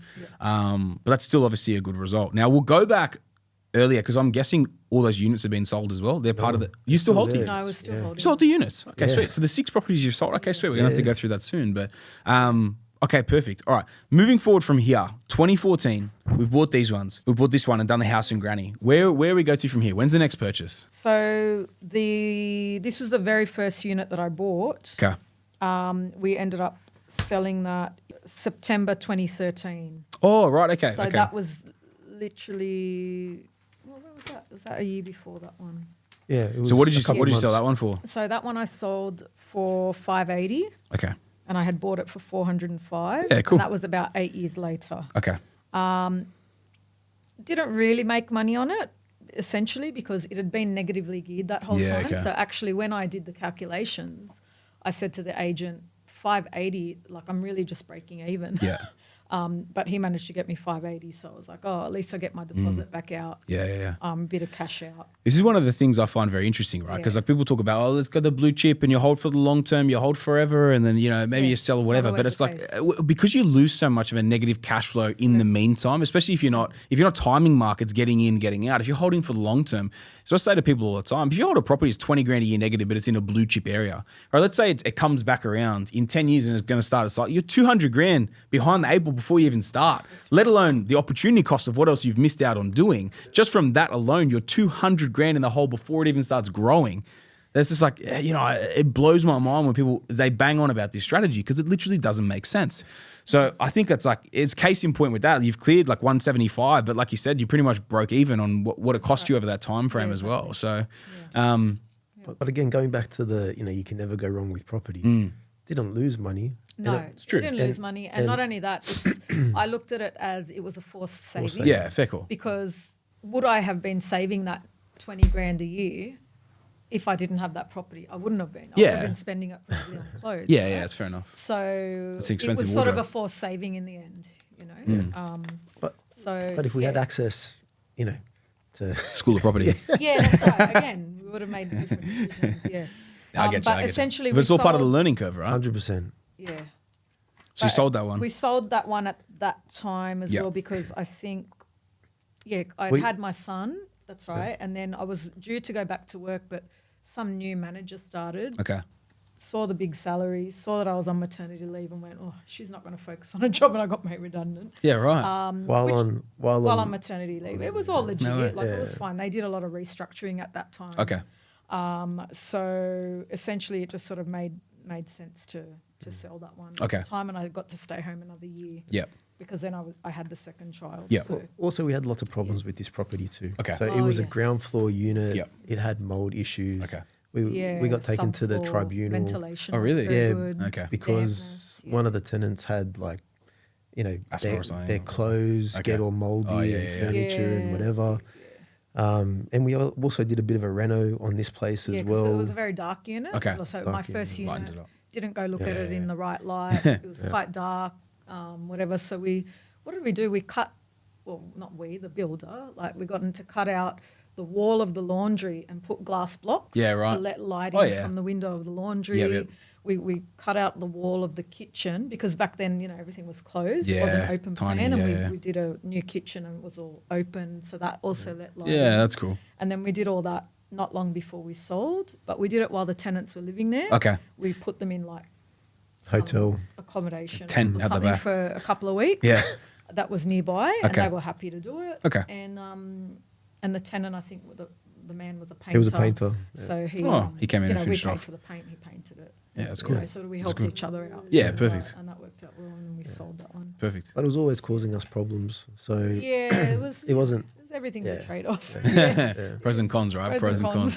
Yeah. That's it. And Yeah. we, Right, so- we held Yeah. off selling that as well. Right? Okay. We would have sold it probably earlier because of all the problems. Yeah. But Yeah. we strategically made that decision to sell Yeah. it once it had started to increase in Yeah. value a little bit. So you Yeah, could kind of enough make to at the least- clear it all and then just Yeah. clear the keep Yeah. moving Yeah. forward. Okay. Yeah. Okay, sweet. Yeah. All right. So we've gone through, we've sold at this point in time, right? We've sold Sold one. one. Obviously the Yeah. other two we've sold very recently. Yep. But moving forward from there, so we're 5 properties in because we've just flicked the Vanessa's first one as well. Yep. What's property number 7? Give us some timeframes around this. Okay, so the next thing that we actually did was we started the duplex project. Okay. Oh, yes. The primary residence. Primary residence. Okay. Hit me with that. So, a big thing for me and Vanessa is always that delayed gratification Yep. and also compromise. Yep. So we were like, okay, we've been at this for a little while now, right? Yeah, we had I lived in think- that house for 5 years as well. Okay. All right. And it was also dark. Yeah. Dark sort of house. I called it Yep. 50 Shades of Brown. There's lots of brown everything. Yeah.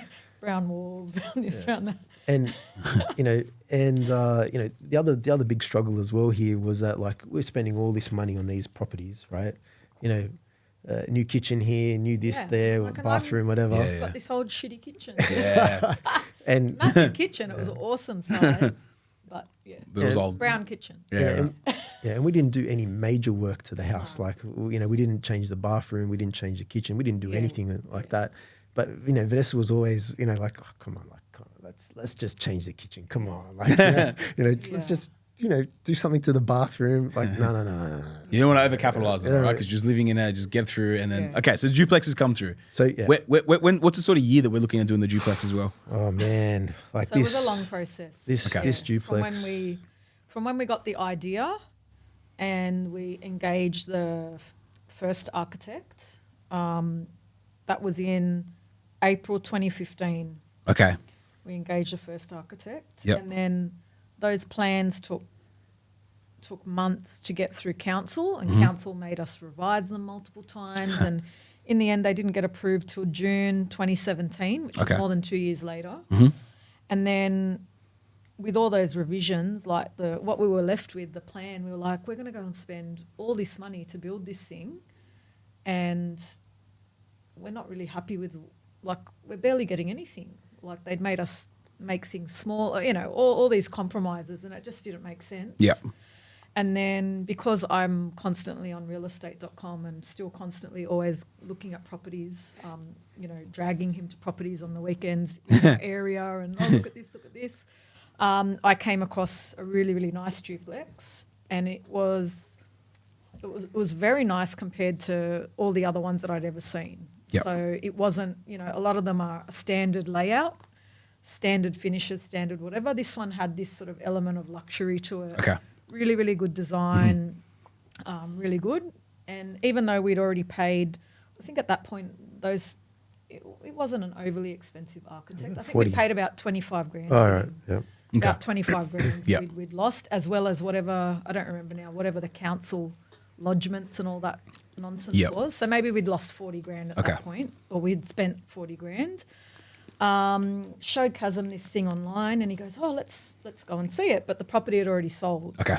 So we couldn't go and see it, but it had the builder's name in there. I'm Okay. like, "Oh, I'll give him a call." So Yeah. I called him, and he goes, "I'll take you through it. Like the new owners won't mind. Yeah, I'll yeah. take you through." And actually, we ended up meeting them, and they took us through another time anyway. Once they'd already moved in, and we were really impressed. Like, with him, the build, the layout, all of that. And so we said, okay, let's scrap the plan, start again. Okay. So we essentially paid him whatever we would have paid the architect, but we got him to manage it for us. The builder or the architect? The builder. Okay, builder. okay. He used his architect. So I think Okay. we might have paid him 60 grand. Okay. Part of it was for the architect, part of it was for him to manage the process. Yeah. So Okay. a lot more than what we'd paid the original guy. But this guy and his architect, they knew the area well, they knew council well, and we ended up with like a premium A way product. better. Really? Way better product. Yeah. Oh, man. It would have been chalk and cheese. Yep. Really? Yeah, And chalk he cheese. got it through council way quicker, like What is bigger it, in about a everything. year? Like you couldn't in a year he compare. got it through, like plans done. And this is for like an Approved elite through level build council. rather than before what you were looking at was subpar of what you guys were Correct. wanting anyway. Yeah, correct. Yeah, That's and, cool. and also with this one, because we had asked the original architect, we really wanted a basement Oh, yeah. so that we could have the gym and whatever. And Ferrari. And... he wouldn't do it. He wouldn't do it for us. Really? Wouldn't do it. He refused Oh, to yeah. do it. I think he'd put it in the too hard basket. Yeah. He probably didn't have the experience, He right? didn't want the risk. I think that was the thing, Yeah. right? And this builder did it all for us. Yeah, beautiful. Got it all. So obviously the build then cost probably an additional 300 grand for all the extra excavation. Yep. But, now we've been living there, what, 4 But it adds the years? value too, right? Like You- basements. Like, we could never live Yeah. without it. Like Yep. if we had built that first product, Yep. we couldn't have still lived there. Yeah, like, okay. in terms of storage, space, all Yep. of that, like, yeah, we got so much more Yeah. down this path. So the whole process was 5 years in the end. 6 years. Wow. Yeah. Wow. 6 years. What did the Yeah. build cost? Because it's duplex, right? So it's two sides of this thing. Is it exactly the same mirrored? No. So it's a little bit more chill Yeah. on We the made on the other rental stuff. side. No, we still did really good quality, Okay. Finishes. almost exact to ours, Okay. finishes. Okay. Like 99% Yeah. close, right? We made it a bit smaller. Okay. Right. So there was two things. Fair. Like initially we had thought that my mum could take the other side Yep. because she was looking to downsize, and we said that'll be good in her older age. She's Yep. next to us. She then decided she didn't want it. Okay. 2 levels. She wanted Yeah, a yeah. 1-story, whatever. So we kept it as an investment after Okay. the build. But the cost was Yeah, it was total. What was total cost on that? Yeah, so that cost us 1.8 mil to build. To build? Okay. That included like the interest that we paid on the installments of the loan. Okay, so through the everything. build period. Yeah. Total cost 1.8. So you're all in for 2.8 mil. Sorry, 2.8 mil. All up, including the land when you bought it and the house. Yeah, more or less. Okay, Yeah, okay, Yeah, okay. it was a bit more than that because we got to add in a lot of other expenses along the way. And actually, what we did forget to say So was we rounded to 3 mil. I don't know. You say there's a few more no, expenses. it was over 3. It was over 3. Okay. Because then when we eventually sold the other side, I had to do all those calculations to Oh, yeah. figure out what went to each side. Yeah. So it was over 3 million. Okay. Yeah, definitely Okay, sweet. over 3. And what do you think value is worth? So how long ago did you sell the other side? Last year. Last year. Okay. Yeah, last year. Okay. And what did you sell the other side for? 2.335, I think. Okay.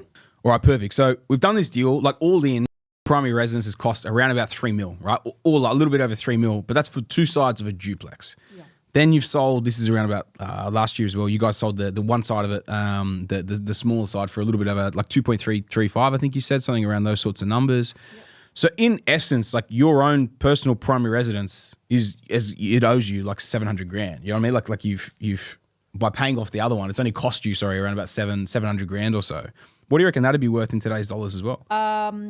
I think we've been told it's worth about 3 mil. 3 mil. Okay, sweet. So a huge amount of equity left in that. But obviously Perfect. Because it's primary residence. You don't need to touch it anymore. Got a lower debt on it from a primary residence perspective, right? Which is a good thing too. So that must feel pretty cool. You got nearly 2.5 mil equity in there. Yeah. Like not that much debt left on it. Like really, it's a little bit over 20% LVR. Yeah. That's pretty cool. And it's probably like in this whole journey so Yeah. far, it's probably the first time that something like we couldn't have done it without our properties Yeah, that of course. we've earned, right? Yep, like yep. that we've purchased before. So, Yep. you know, like one of the things that I was thinking right through this whole property investing journey is there's nothing glamorous about it. 95% of the time, Yeah. there's no glamour, right? in this, right? 100%. But there are certain times through our journey, and this is basically one of them, and it's the first one, right? And there was a few others afterwards, like, you know, being able to Glamorous parts, you're Glamorous saying. Yeah, parts, okay. right? Like- Makes sense. Yeah. you know, on a couple of the other sales, you know, we put the money back into the market, but at the same time, like we went on a holiday with the family, Yeah. right? So, you know, a little bit of glamour there, you know. Yeah. So, you know, yeah, again, like, you know, for everybody that's sort of going through the journey, Yeah. like, you know, once you've been in it for long enough and you can actually start to, Reap the reward. you know, reap the rewards down the track as you sell something, you don't need to put everything back in. Like, Yeah. eat some of that, if you know what I mean. Yeah, right? 100%. Like, and I think that's also kept us going Yeah, this whole motivated. time as Yeah. well. Like, Yeah. Little you know, mini rewards. a little bit of gratification Yeah, here and yeah. there, right? Like, Yeah. you guys talk about it all the time. But it's, too, right? it's true, man. Yeah, you got to have your little wins along the way. Yeah, 100%. You know what I mean? Like it's like even myself when I hit that passive income goal, when I finished working in the old PAYG income job, I traveled for a year, you know, like on and off for like 18 months. And I had to do it because I had to kind of like reset the mind a bit because I just worked so hard for like 8 years straight. And that was definitely the reset I needed before I then started what I do now. So, it's super, super important to still have those little enjoyment sort of pieces along the way as well. Delayed gratification is very important. But I think it also is like, it's got to be balanced a little bit to an extent as well. And I think it also depends where you come from. So for me, that long period of like 7-8 years, like it's what I had to do to build what I built in that time frame because I was such a low income earner. But now thankfully I can enjoy it a little bit more than I used to. So no, that's really cool. That's really cool. So from there, we finished a duplex. We've had a great result from that. You got your glamour, the trophy home in the portfolio. Moving forward from that, we're very close now to when we started working together. So you 2018 when you finished this thing, right? What did you guys do? What's done in that time frame between March 2020. Okay.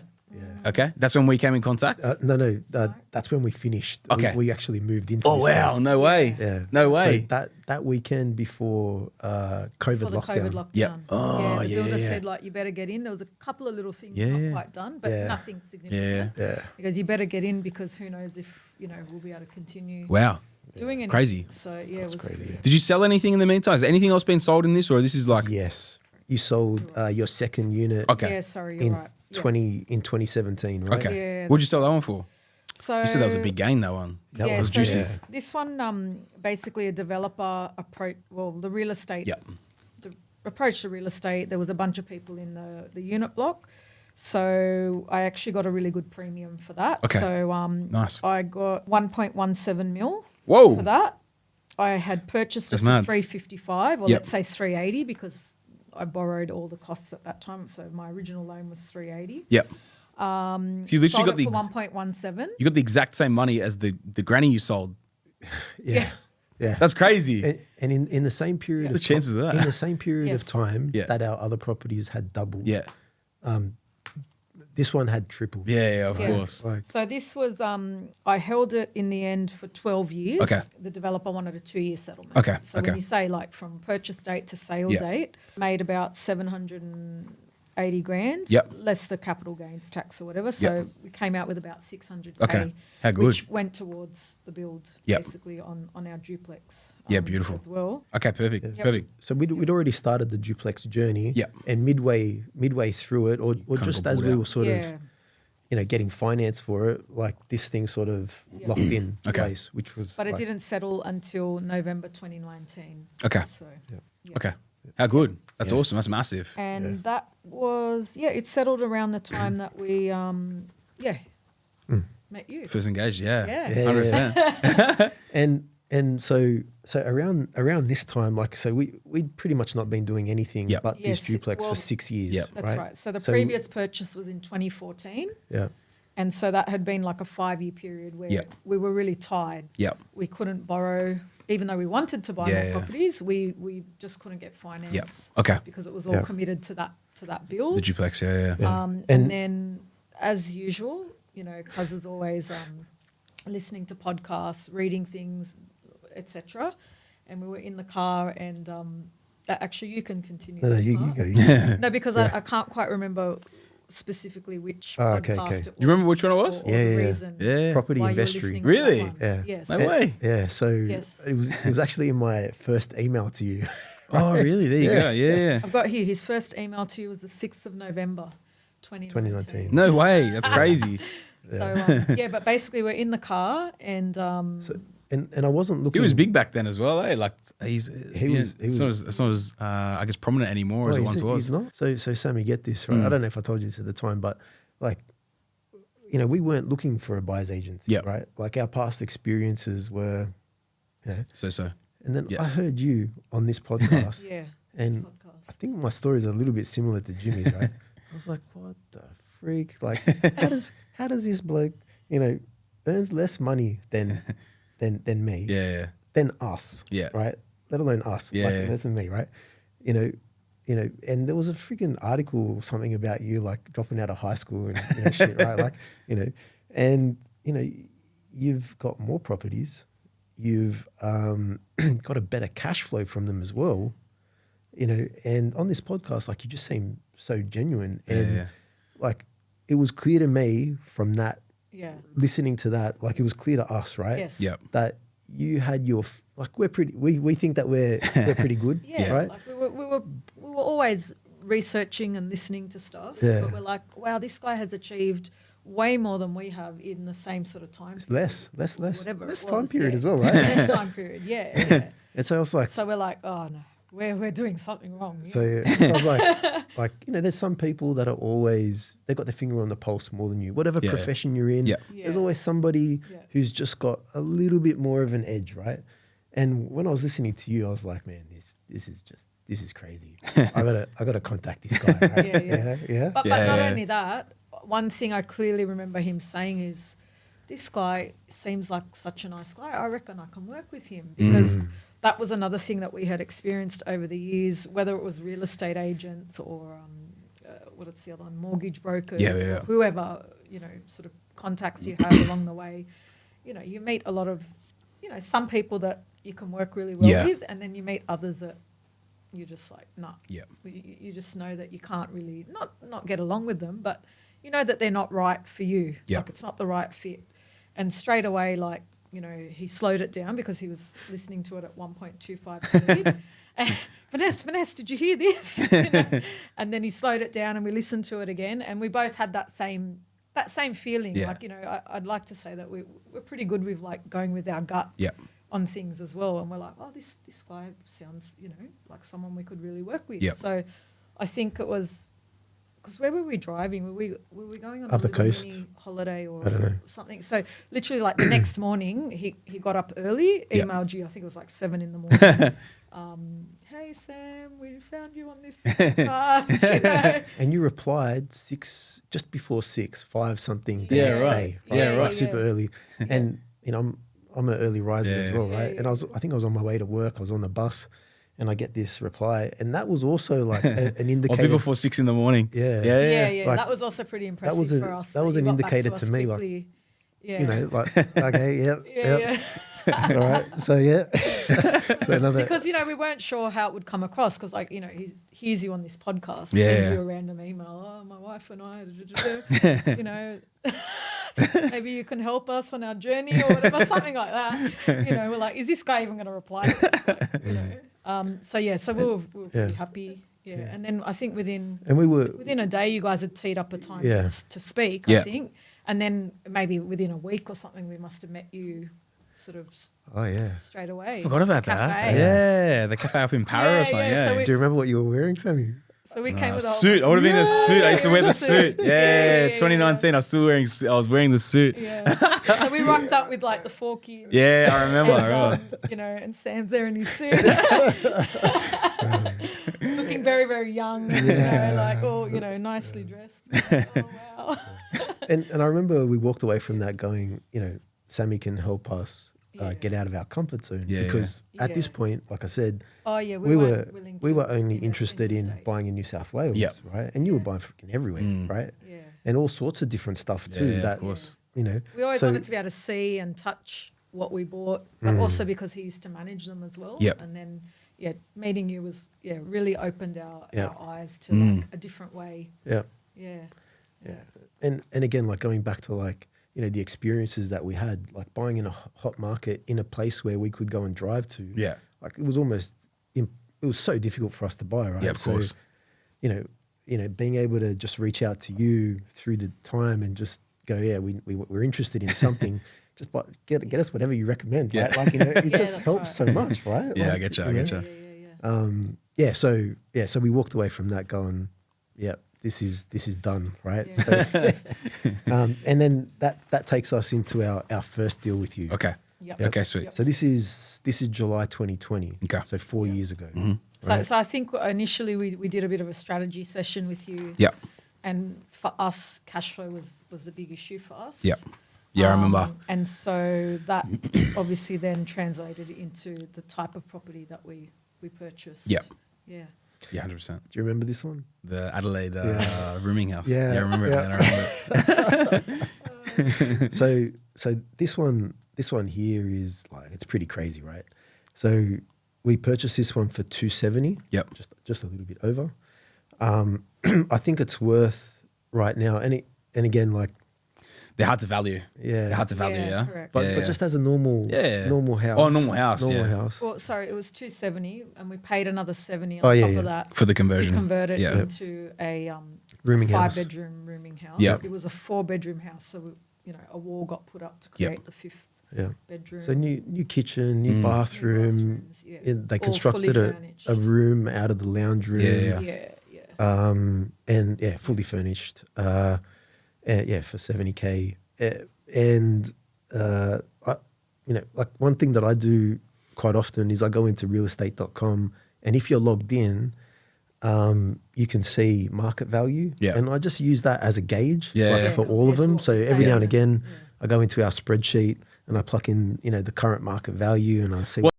.com estimate. Yeah. Oh, come on, Yeah. bro. They're the The most mid- lag the data mid- thing there is in the we world. know Yeah. that it's like Yeah, very yeah, yeah. conservative, Yeah, but yeah. at least it gives us a bit of an idea. Okay. It's not Yeah. about being perfect with Yeah, it. yeah, yeah. It's about just Yeah. taking a gauge. Ballpark, yeah, Yeah, right? because I get there's you. been a couple of times over the years where like we've thought our properties are worth, I don't know, just an example, something's worth 500. Yep. And then we've gone in and gone, oh, shiz, this property's worth Yeah, yeah. 600. Like, Yeah. there's been times where we've been surprised. We haven't realised I get you. the growth that's happened, Yeah. Yeah, for sure. So what was so it? it What is might it not saying be- as a So, estimate on that? Or like, what are you thinking? 573. Yeah. I was gonna say I would think Yeah. 600 plus was my gut Yeah. feeling on Oh, it. yeah, And that's right. just the house. That's Yeah, that's just the house. Just Yeah, the yeah. house. The weekly rent from it is Yeah. over $1,000. Yeah. Right. Yeah. And just a couple of figures. So the gross on purchase is just under 15%. Yeah. Gross on yield, market. gross yield on purchase. Yeah. Yeah. Gross yield. Yep. Yeah. Gross yield on market is 9.6. Yeah.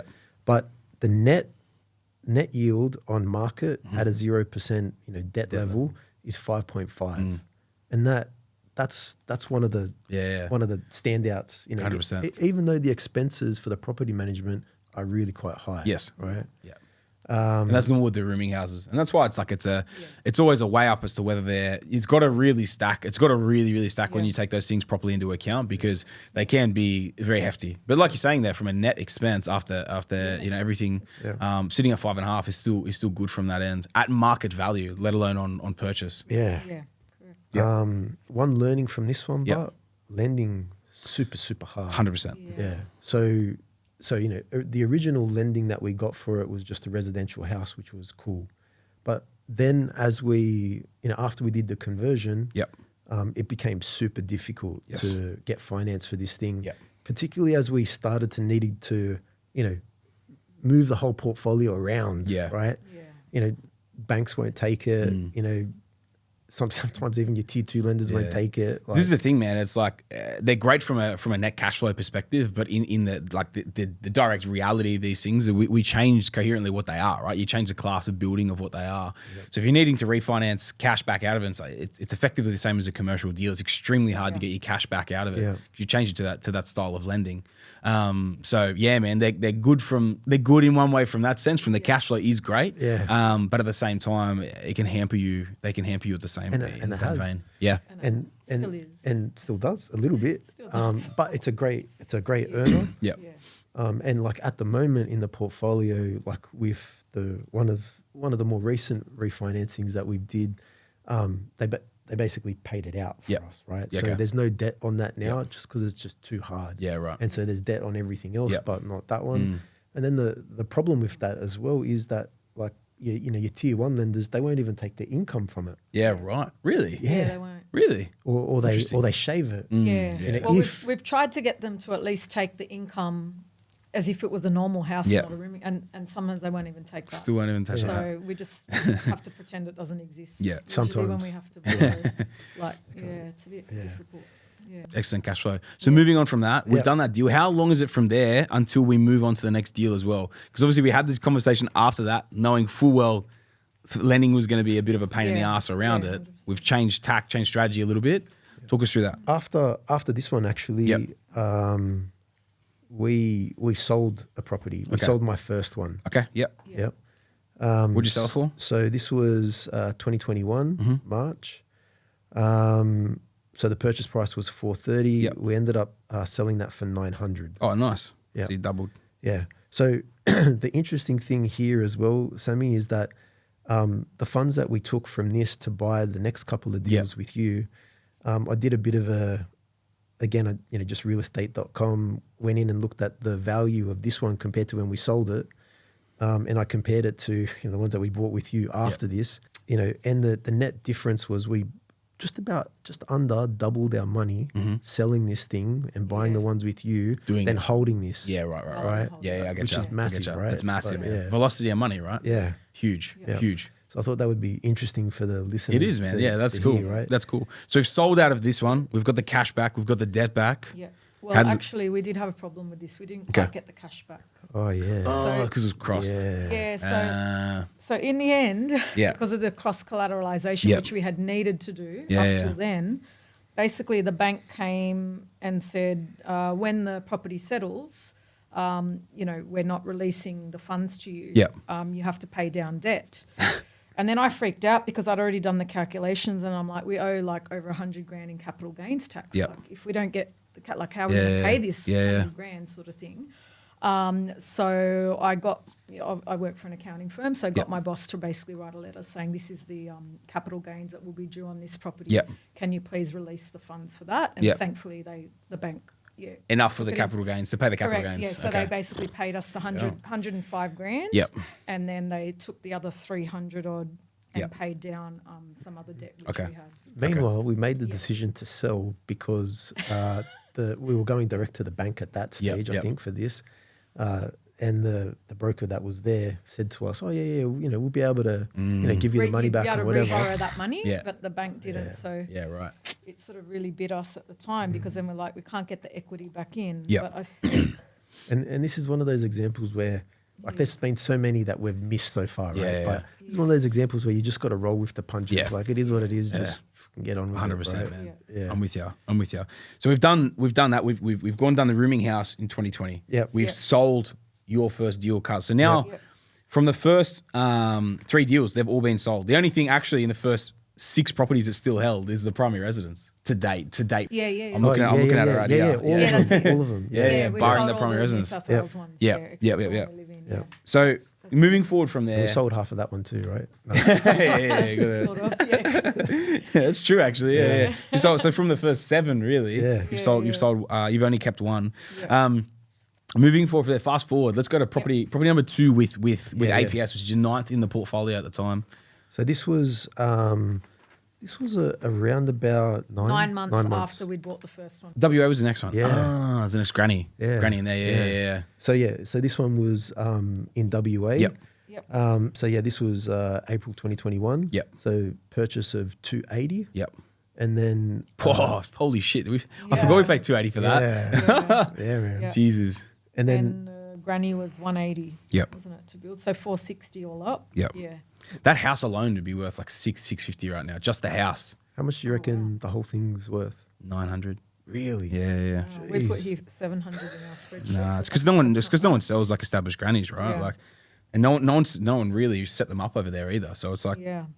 it was a big difference. So 460K all in on that. Yep. And so if it's worth 900, like we've made a good, Pretty much doubled 400. in 3 years. Yeah. Yeah. 100%. And So and the kicker for that one is, right, again, going back to the New South Wales ones that we just sold, Yes. right? If I take you back to them, we were getting 930 from one and 940 from the other one in New South Wales.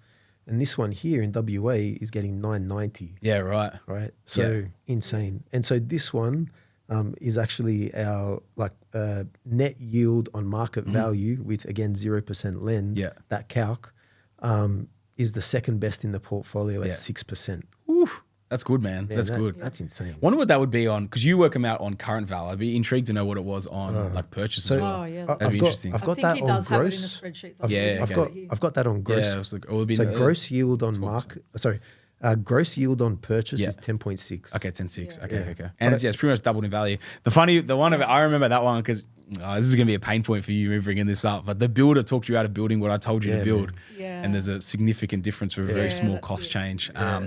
But again, I was going to talk you into it because it was prototype. It's like you can back me or you can go with the builder. I'm not going to talk you into it. We were all in with it. Yeah.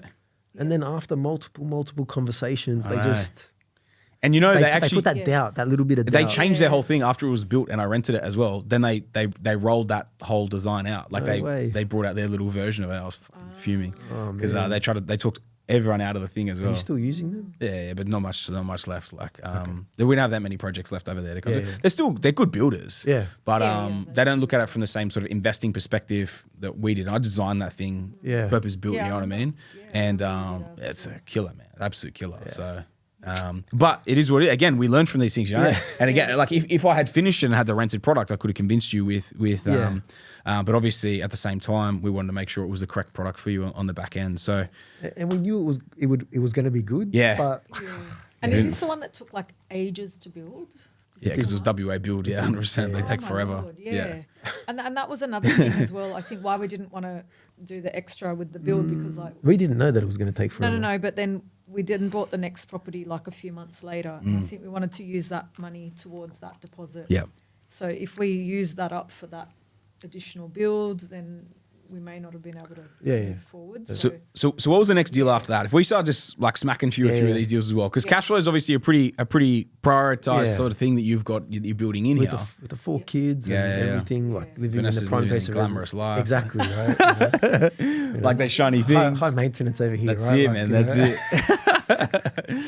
So what was next? What came next? I want timelines as well. April 2021. So this is So the next purchase was 3 months later in July 2021. Okay. This one was now in Queensland. Yep. So This was in Brizzy specifically, hey. I remember this deal was a bit of a quirky one. It was a quirky one. this one was a very interesting property. this one was gold. Yeah, man. Yeah. This is like number one. Number one. Number one. It's our It's got best. the gold. It's got the trophy. Yeah, this Lukey one's number one. Houston will be interested in this one. Yeah, this He one's loves the number one. trophies. Yeah. So talk us through the numbers. So this one was a purchase of 415. Yep. This one had a granny build of 130. This one actually has, when we purchased it, it had 2 rentals. It was a duplex. Yeah. Yeah. So the front house has 3 bedrooms. Yep. And then there's a 1 bedroom just behind it. Flat thing, Flat thing, right? And then in the backyard, again facing the street, Because corner block, of course. I remember it. we got a granny flat on there. Yep. And so this thing. Has 3 rentals. So it has 3 rentals. Yep. So the main house is $500 a week. Mm-hmm. The 1 bedder is $295, just about to go up to $350. Okay. Right. So the numbers I'm giving you $850 here on that. aren't without that bump. Right. Okay. and then the granny's getting 400. So at the moment, this thing's bringing in 1250 a week. And that 400 should be probably 450 as well. That's probably a little bit lighter on that too. So like, man, that's massive. That's Yeah. massive. What is it? 1250 1250. or on a 545 all in. Yeah. Jesus, that is you know, wild. And that's locked in for 1300 a week. Yeah, right. Right. Like that. Yeah. That Yeah, once it goes that's through, already once it goes signed. through. Right? Yeah. It's just Yeah, waiting that's for it. the Yep, time yep. to lapse. So that one's a cracker. Yeah. Yeah. So gross That's wild. gross on purchase Yeah. is 11.1. Yeah. Right? Gross yield. Yeah. Gross yield on market 7.6. Yep. 11. Would you say 11.1? 11.1. That's absolutely wild. Yeah. That's crazy. So this one's also been a little bit of a wild ride, right? Yeah. So this one here, like not long ago, like when the rent started climbing, yeah, we had a tenant leave, Yep. and we had squatters in the Yeah, place. okay. Right, man, that was an interesting experience, Yeah. right? Yeah. Lucky we had I've copped a couple of those myself. Lucky the real estate agent was good. Yeah. Called straight real away. estate agent was awesome. Yeah. The real estate agent who manages these, yeah, Top notch. top notch. Yeah, like, beautiful. They really, really responsive and on top of things. yeah, not a. I don't really rate all too many Yeah, agents, PMs. Yeah, I'm with you. but he treats our properties Yeah. like they're his own. Yeah, He puts perfect. a lot of care into it. So the way that he conducted himself on this one was awesome. Yeah, that's amazing. So That's mad. Yeah. Yeah. So, So that's- he managed to get them out like straight away. Straight Amazing. super quick. Yeah, that's mad. Yeah. Okay, so we've got a stonker here. Yeah, 545 all in. yeah, Yep. 1,300 ish in per week in rent. Yeah. So I've got an absolute cracker yield on that thing as well. We're 20 kilometers back to the Brisbane CBD. Yep. Still growing. Rent's still growing. Value's still growing. Everything. Banger deal. Realistically, 535 is probably worth about $1 million now as well, because you got the triple. It's like a triple rental. You know what I mean? One of them's brand new. Yeah. Yeah. that's it. One's a 3x1, one's a 1x1. So it's a pretty ridiculous result. And we kept going in rapid fashion. We got April 21, July 21. What's next? So in August, Yep. that same year, Yeah. we did another one. Yeah. Similarly, August 21 in Brizzy as well, yeah? Brizzy as 5 minutes well, around? Yeah, that's I remember it. this think one. That one there we paid $315. Yep. This is the one with the monster 145. Monster Reno, yeah? Yeah. Big Reno, yeah. Because if you guys didn't buy That that, I was reminds me. going to buy that one because it was hectic. right. It was I remember hectic. that. And I was like, Yes. guys, if you don't, like, it's big, but if you want to take it on. And Yes. we're really appreciative of this one as well, Sammy, because if you remember back at the time, you know, when you sent through the pictures of Yeah. this, like, Oh, yeah. like she almost threw up. Right? yeah. Hey, like, how can everyone thinks I people talk live shit like when I that? say I buy the ones that no one else I was wants. like, how do people live like that? You know, like, Yeah. oh man. Oh, it was a shocker. It was a Yeah. shocker. Yeah. But give me the numbers. And with Yeah. with a little bit of support, Yeah. you know, Yeah. you were able to get Vanessa over the line. Yeah, of Thanks, course. Sammy. No, no worries. But do you remember how much the Reno cost though? Yeah, it was 65? It was 70. 70 in the end. Yeah. So we forgot to add that. It's not bad Yeah. for, what is it, a Yeah. 3-year-old memory. So this one, yeah. So the granny cost us 145. Okay. Yep. And this one here, this killed me. The I granny. remember. Right. The sewer, yeah? Man, like your team. Yeah. They were on the ground like literally the day after. Yeah. They Yeah. broke ground to Yeah. build this granny. Yeah. The Yeah. day after Yeah, yeah. like settlement, right? Yeah. That was awesome. Yeah. And it's got to be the only granny in history that goes through CDC and gets stuck in council for 12 months. Yeah. After breaking ground. Man. Like, you know. Was it? It was a misposition of the sewer or something, wasn't it? It wasn't on the. It wasn't it on the wasn't. plans correctly or Yeah. something like that. And then Yeah. when they started work, it was something like that. Yeah. Yeah. I couldn't remember exactly what it was, but I remember it got halted. Yeah. So they got approval to Yeah. start. Yeah. So they started. Yeah. And then for whatever reason, 2 weeks later or whatever, the council rocks up and says stop work. You know, we've understood that, you know, there are some pipes, you know, where you're building this thing that weren't originally, you know, accounted for. I was like, well, how does that happen? You know, and then the builders were like, man, this has never happened before. Yeah. You're just lucky. Yeah. Yeah. You're lucky guys. Yeah. So this thing's, and it's the only granny, like this is like this is the 5th granny flat that we've built, right? Yeah. This is the only one that we managed to actually get started, like at Straight an away. ideal Like time, it was right? like Yeah. it's ridiculous to get started. Yeah. So it's like, you know, Because I think you had done the design, helped us with the design, Yeah, and yeah. had it all ready like before the settlement. Yeah, 100%. happened, so Yeah, that we had it could ready start, to go. right? Yeah. Yeah, and then it was just a bit unlucky there. and I think the neighbor, you also picked that one up a little bit later Yeah, I remember. as well. Yeah. And she also got stuck with the same problem, but luckily it was after us. Yeah. Right? Yeah. So she we didn't knew need it to- was coming, but Yeah. yeah. So we were sort of going through the pain, right? Yeah. And, you know, a big learning through all of these as well. And let me know if you believe this as well. But like, I got the impression from all of these builds that we did that no matter how much effort you really put in, these things will run their own course. Yeah. Yeah. You know, like, it didn't matter if I was calling them twice a week Yeah. or whatever.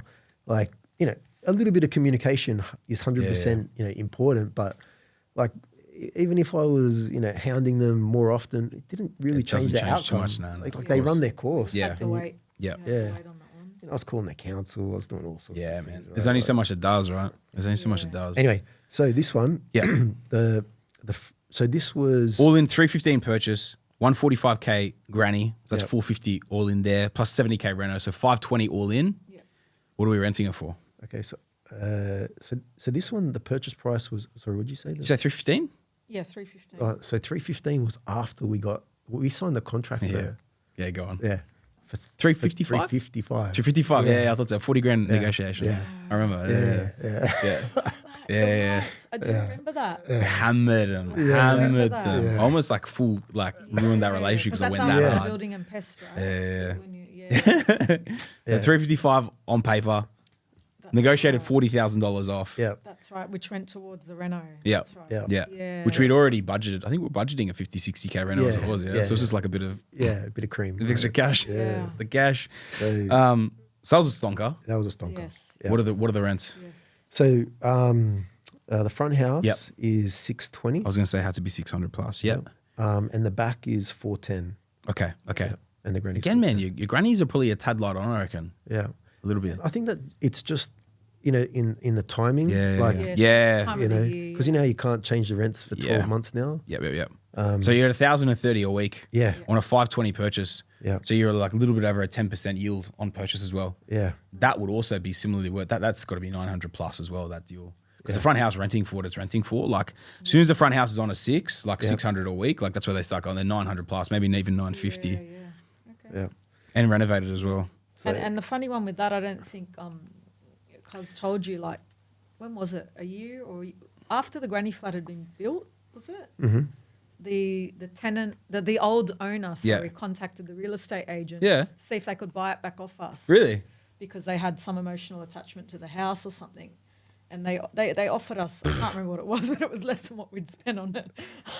But it was way more than what we'd purchased it from Yeah. them, right? And we just said, oh, look, sorry. we Hang don't on, sell it. isn't they the same owners that left the goat's head in the house at the end? Was that one? Yeah, Was that was it that one. It was a goat's head, yeah? Yeah, that one. Yeah. I remember that. Yeah. What a dog, eh? What dogs?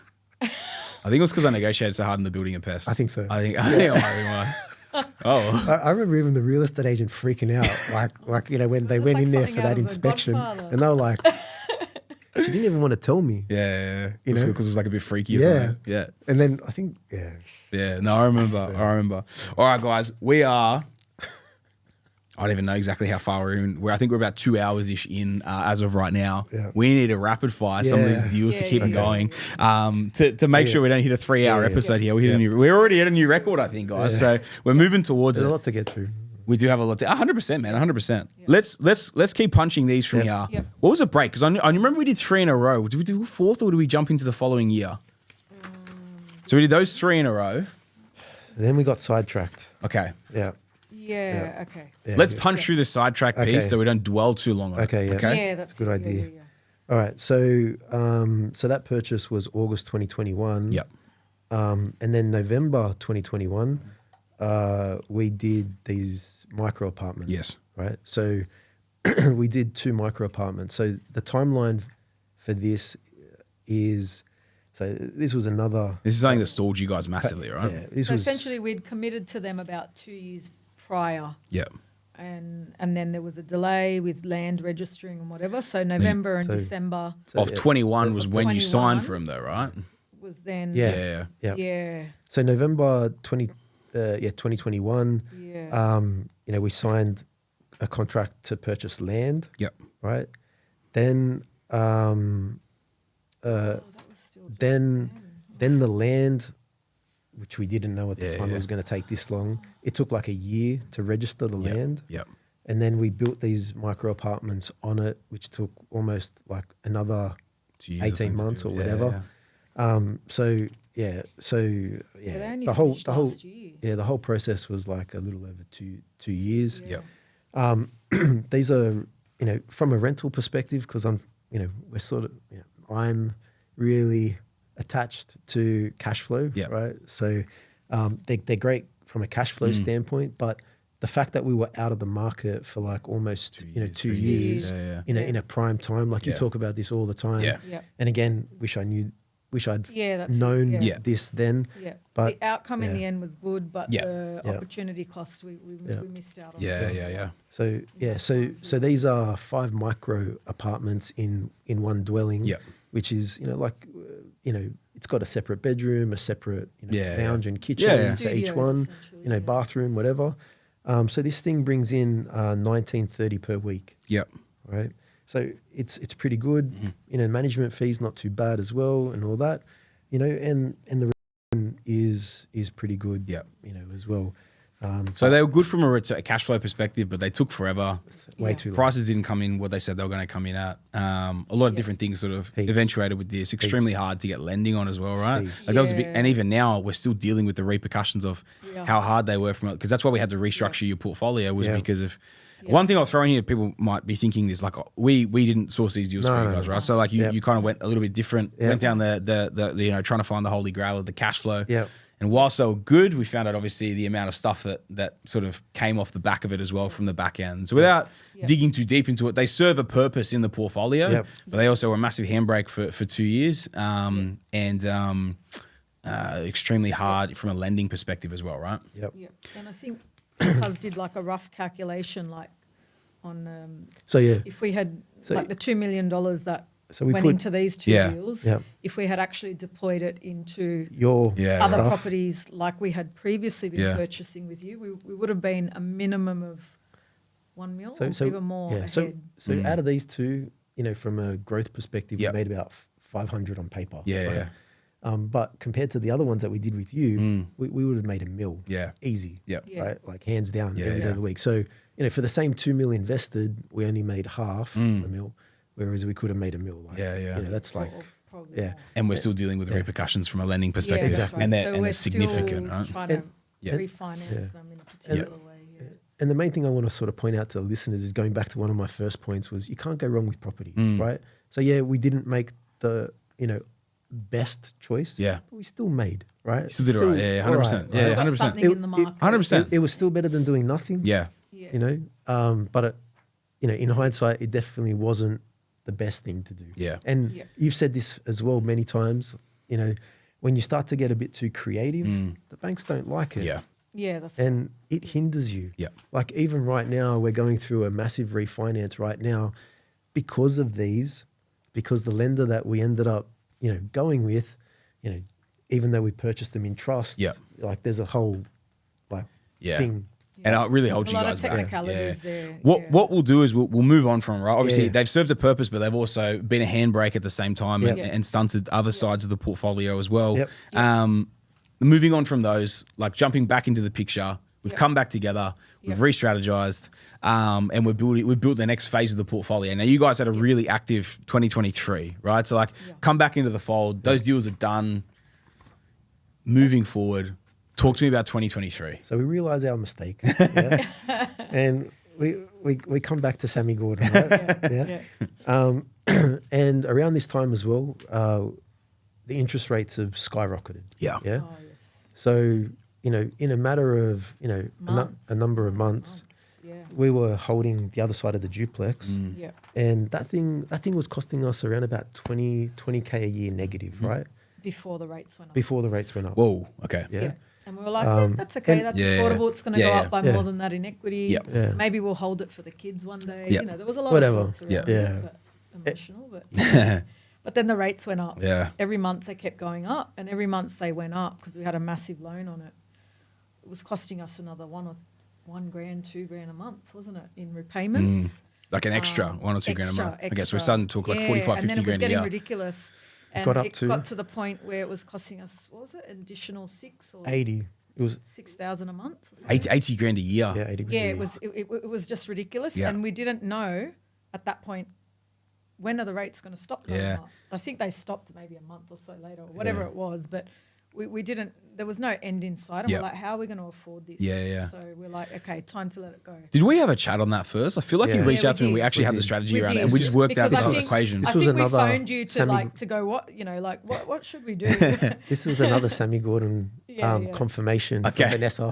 Yeah. Actually, for both of us, It was actually, for this both one. of us, 'cause it was Yeah. we had the emotional ties. Yeah. ties. I remember it was a big Put in a lot decision. of Yeah, effort. massive. Because I remember you even said like it's like holding like you guys live on one side and then someone else all of a sudden you don't know who's going to move in there or who's going to rent it or Yeah. whatever. Like it can be Yeah. a hard. It was hard. It was hard. I remember you guys really struggling with it, Yeah. but then we came down to the numbers, right? It's like It came down to the numbers. Like we couldn't afford to hold it. Yeah. And, like Yeah. I was already working full time, plus I do some extra bookkeeping as Yeah. well. So I'm like, we're both working 6 days a week. Yeah. Like there's no more money for us to get from Yeah. anywhere Yeah, to yeah. cover. 80 this grand's stuff. huge, Yeah. huge. So during this Like- period of time, Yeah. Vanessa went from 2 days a week Yep. of work to Yeah, to 6 full-time. days. Yeah, Yep. pretty Right. much, yeah. Work. She got a full.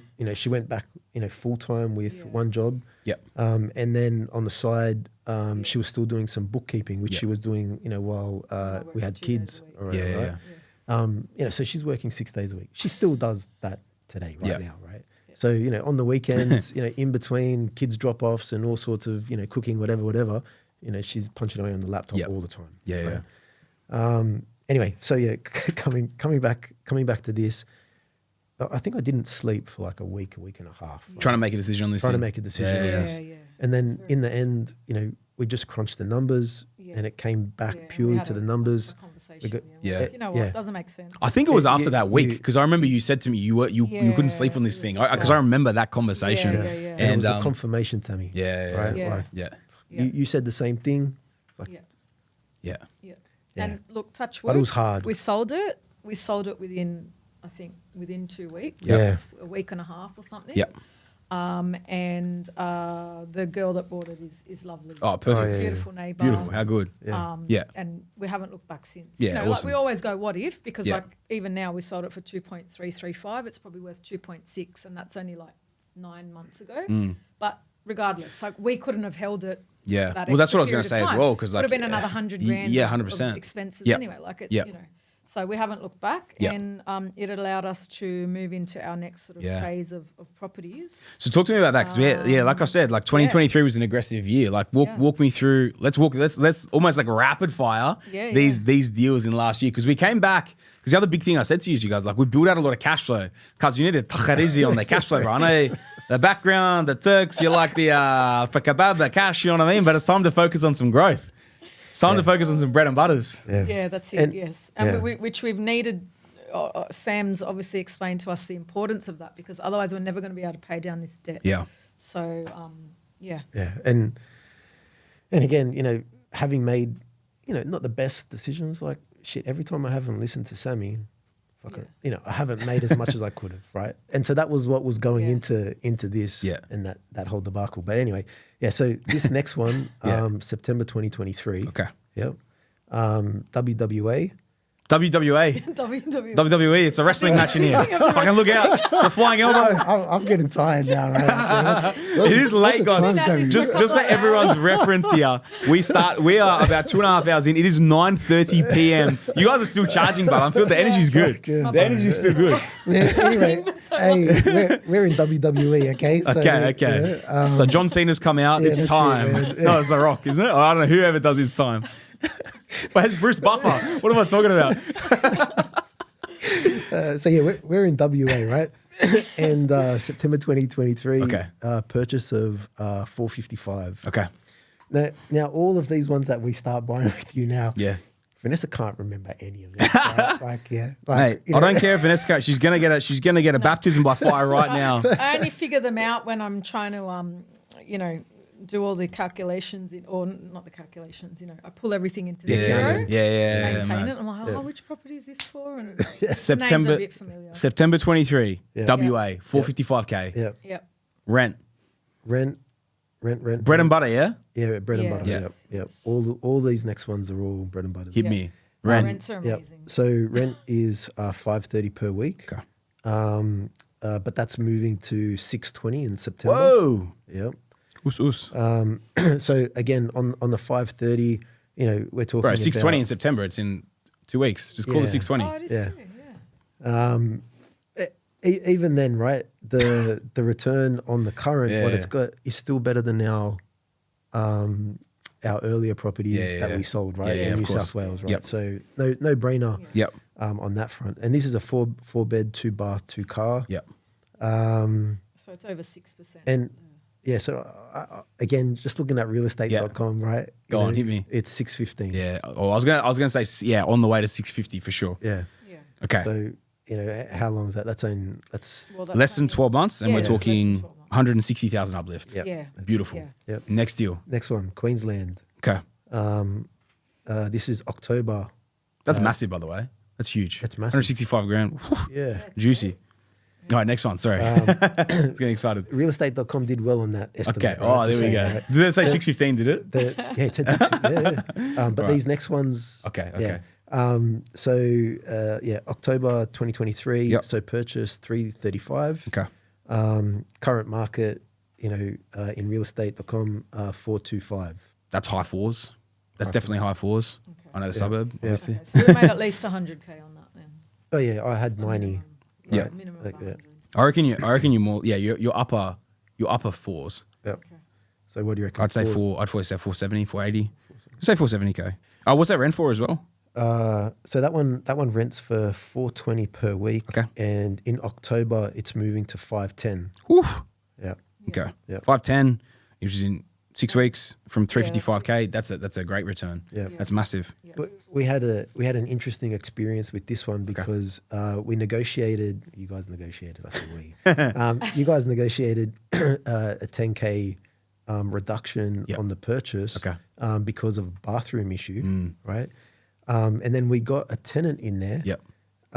that agreed to a $30 a week increase, but wouldn't let the plumber go in to fix Yeah, the right. bathroom. Okay. Yeah. So, and it's been about a year. Yeah. And the real estate agent just managed to kick them out now. Yeah, right. Right.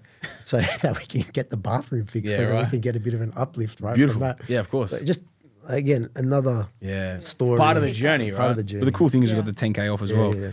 Next, okay, so 335K, we're probably up around about circa 130, 140K. We've got a 510 per week rent on 335, which is circa 8% Yeah. on a bread and butter, which is massive. Next deal.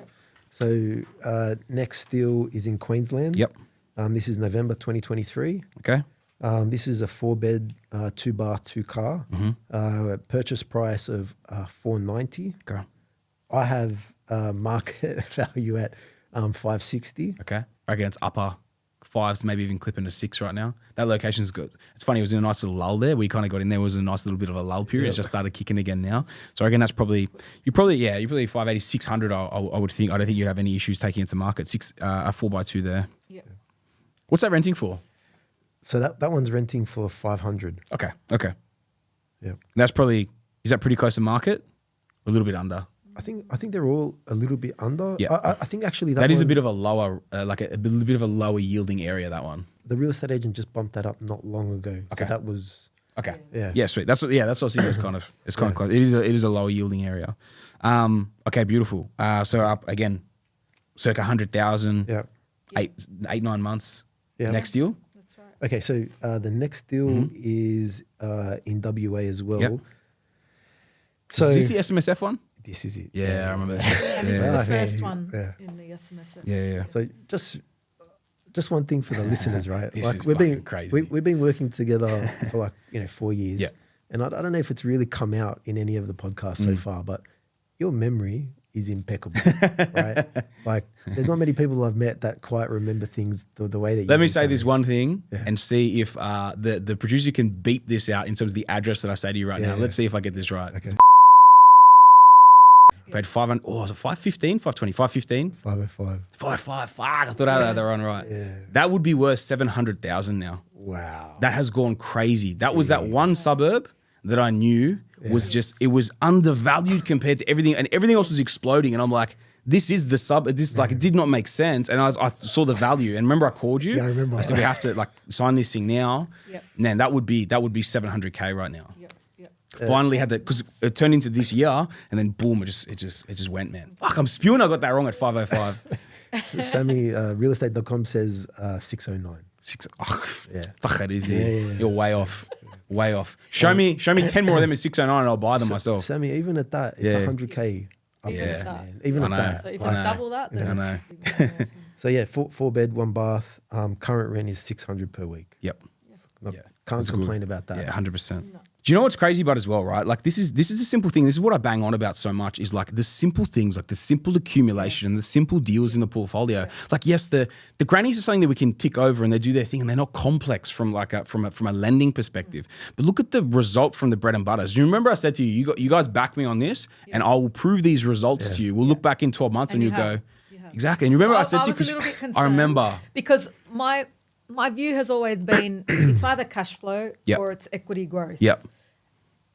Generally, you're not going to get both. Yep. But you obviously have done the research in the areas where you have managed to get both. Yep. And we wouldn't have been able to do that Yeah. research. Yeah, 100%. But do you So- remember on these ones when we Yeah. came back to this? I remember Vanessa saying to me, like, I'm worried because like we've missed this time. I'm worried about buying this much and not make. And I said to you, trust me on this. I guarantee you within 12 months I'll make back what you've lost. I think it was the selling cost or whatever it was. Whatever Yeah, it was that's that you right. had to. Yeah. You have to offload something. It was whatever it was, and you're like, I'm really worried about this. Yeah. And I'm like, this will be the game changer. And like you see what we've done in that Yeah. time frame, and Amazing. it's been Yeah. wild. So Amazing. Mind blowing. we've 3 deals left. Yep. Yeah. Nearly there. Yep. Walk me Okay. through them. Walk Next me one. through them. Next one. I love that deal, by the way. I was very happy to get you guys in there. Next one is Queensland Okay. as well. This is December 2023. Okay. You guys went hard. Hard. 1, 2, 3, 4, 5 in like 4 months. Yeah. And that's just what I'm counting here. I got September, October, November, December. Yeah, that's Yep. it. I think it was. Yep. Woo. Yep. Okay, talk me through it. Okay, so yeah, this one, December 2023, Okay. purchase price 379. Okay. Realestate.com says 454. Simon says. So that's saying It's saying 454. So. 70, 80K there, but obviously a lot more. And 379, and again, it was a 3x2 there. yep, Yeah, you're talking high fours, if not 500K. yeah, I'd probably say high fours again. Maybe even just call it like 480. So it would be a clean hungy. But I think that's weird because again, it's had a nice jump in the last sort of since the start of this year. It's been one of those markets that has had a good run. Rent. So this one here, it's a little bit of an interesting one. It reminds me of the ones that you were getting for us in Brizzy, Okay. where upstairs, downstairs has a separate sort of living area. Built in high set. Yeah, high set. Yeah.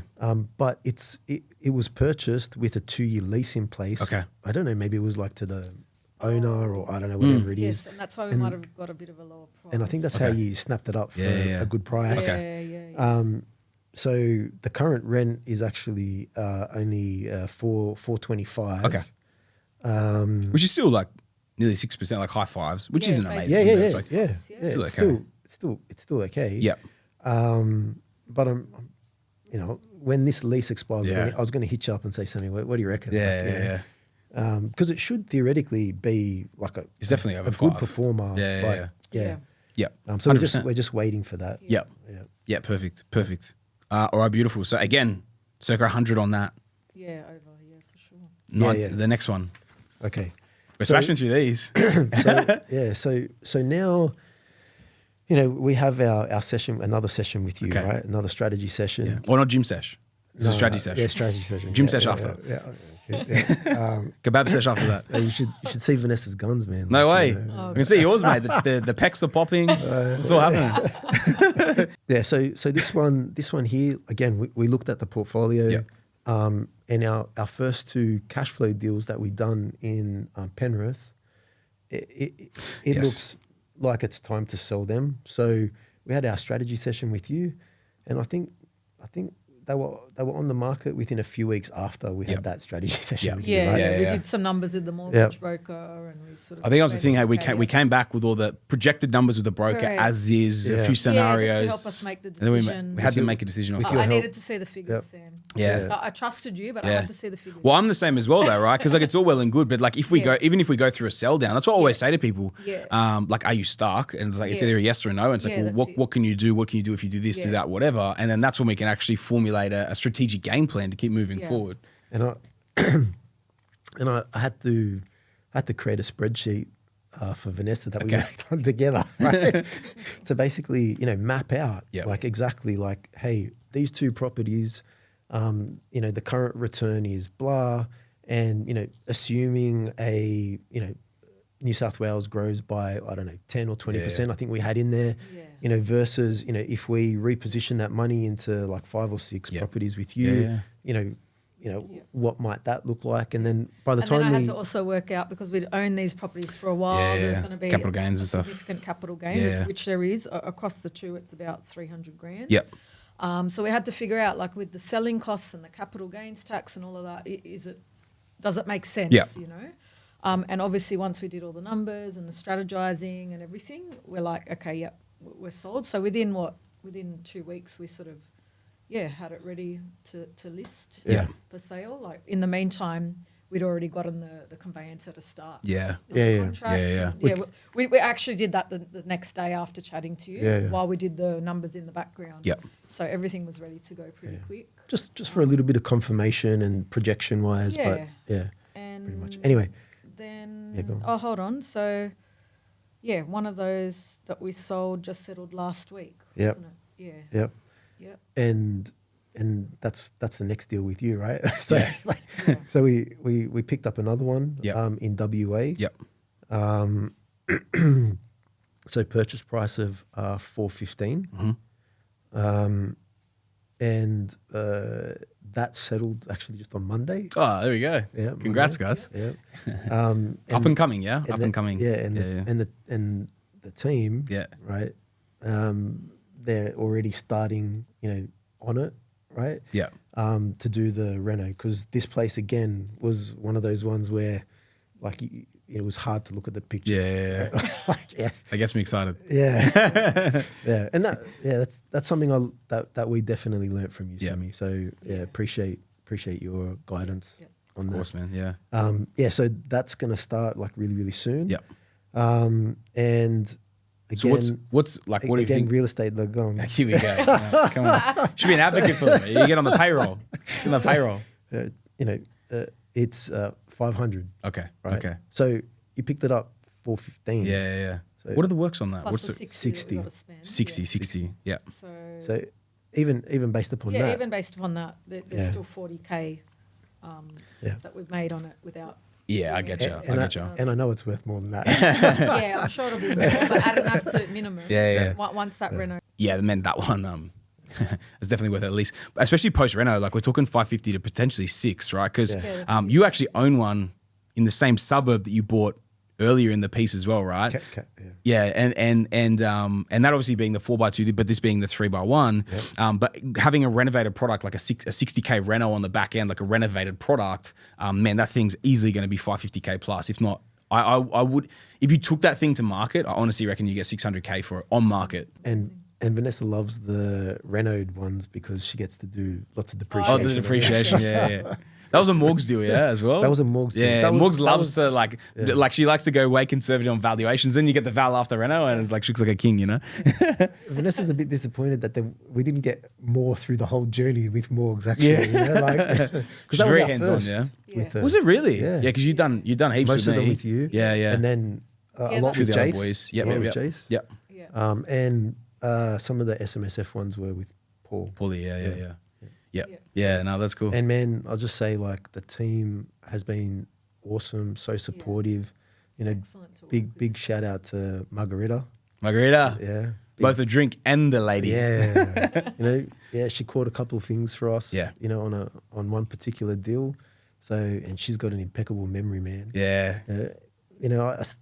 On one of the deals, like, that one with the tenant that didn't allow the plumber to go in and Yep. stuff like that. Like I've been in communication with her for like a year, Yeah. like roughly because of Yep, that and that issue, you know, or was that so Nah, she's a beast, man. She's absolute beast. So it's good, man. I appreciate Shout the out. feedback. shout out to Miss Margarita. Nah, man, I appreciate the the feedback because it's kind of cool. Like we've definitely grown as a business and but grown as a team. And I think like what a lot of people don't realize is like the actual increased level of support has been what I've actually focused on, building in all the sort of fail safes and just support mechanisms really within the business to make sure the clients feel super supported when they're going through the journey as well. So it's cool to hear that, man. we can tell. Yeah. Big time. Yeah, that's mad. Yeah. A lot different from when it was just me being a cowboy man. and fucking negotiating 40 grand off and stuff. but nah, man, that's awesome. I love it. Final deal to round us out. Yep. So the next one, WA. Yep. This one's the second one in our SMSF. Okay. So this was August. Yeah, Well, August it as well. settles next week. Oh yeah, that's Settles right. next Yeah. Oh, beautiful. Yep. Yeah, it is late. Yep. So purchase price $560. Okay. Yep. Okay, sweet. And And this what do is we think values on that? 3 bed, 1 bath. 600. 600. Okay, sweet. Yep. And the rent's 480. Below market. And November it's going up to 510. Okay, beautiful. Yep. It's a bit. Probably sounds like a bit under rented as well. Yeah, I think that was already locked in. Yeah. Under the current lease. Yeah. Which is probably a good reason. Like 40 grand discount on the way in. Like a lot of the time, you're getting a 40 grand discount on the way in. It's probably something a little bit like, especially if it's like, even if it's only $50, $100 a week off rent, we're talking $2.5 to $5 grand over the course of a year. Yeah. In terms of a difference. But if you can negotiate that extra discount, then that's epic. Guys, you've been on a ridiculous journey. You know what I mean? Like this thing's a monster. I swear, I think we're about 2.5 hours in. Longest, and which makes sense, right? Longest Scouting Australia podcast episode for the largest portfolio that we've dissected as well. And I think the other thing is like diving through a lot of these early properties that you guys had in the portfolio before you met myself and I started working with APS as well. So I feel like there's a lot in there to kind of unpack and go through. And I know you guys spent a lot of time going through and actually getting accurate figures so that everyone could, I guess enjoy this accurately, not just like throwaway sort of stuff as well. So I think it's mad. And the final piece of the puzzle, I know that you obviously did sell one of the other, which we spoke about earlier, but and that's recently gone through the sale and settlement of that as well, right? Yeah, Has that settled yet? The second one? One settled last week. Yep. And the next one settles end of the month, right? soon. That's right. I remember because we had to do some creative on the last deal because it's like, should we be doing this? Yeah. We worked out how to do Yeah. it. Yeah. We made it work. We made it work. Vanessa was actually doing the numbers today. Yeah. And we'll come back to you with how much cash we have to do. Maybe another one before the finance stuff gets sorted. Yeah. We'll lock the strategy session in, man, and we'll get it going.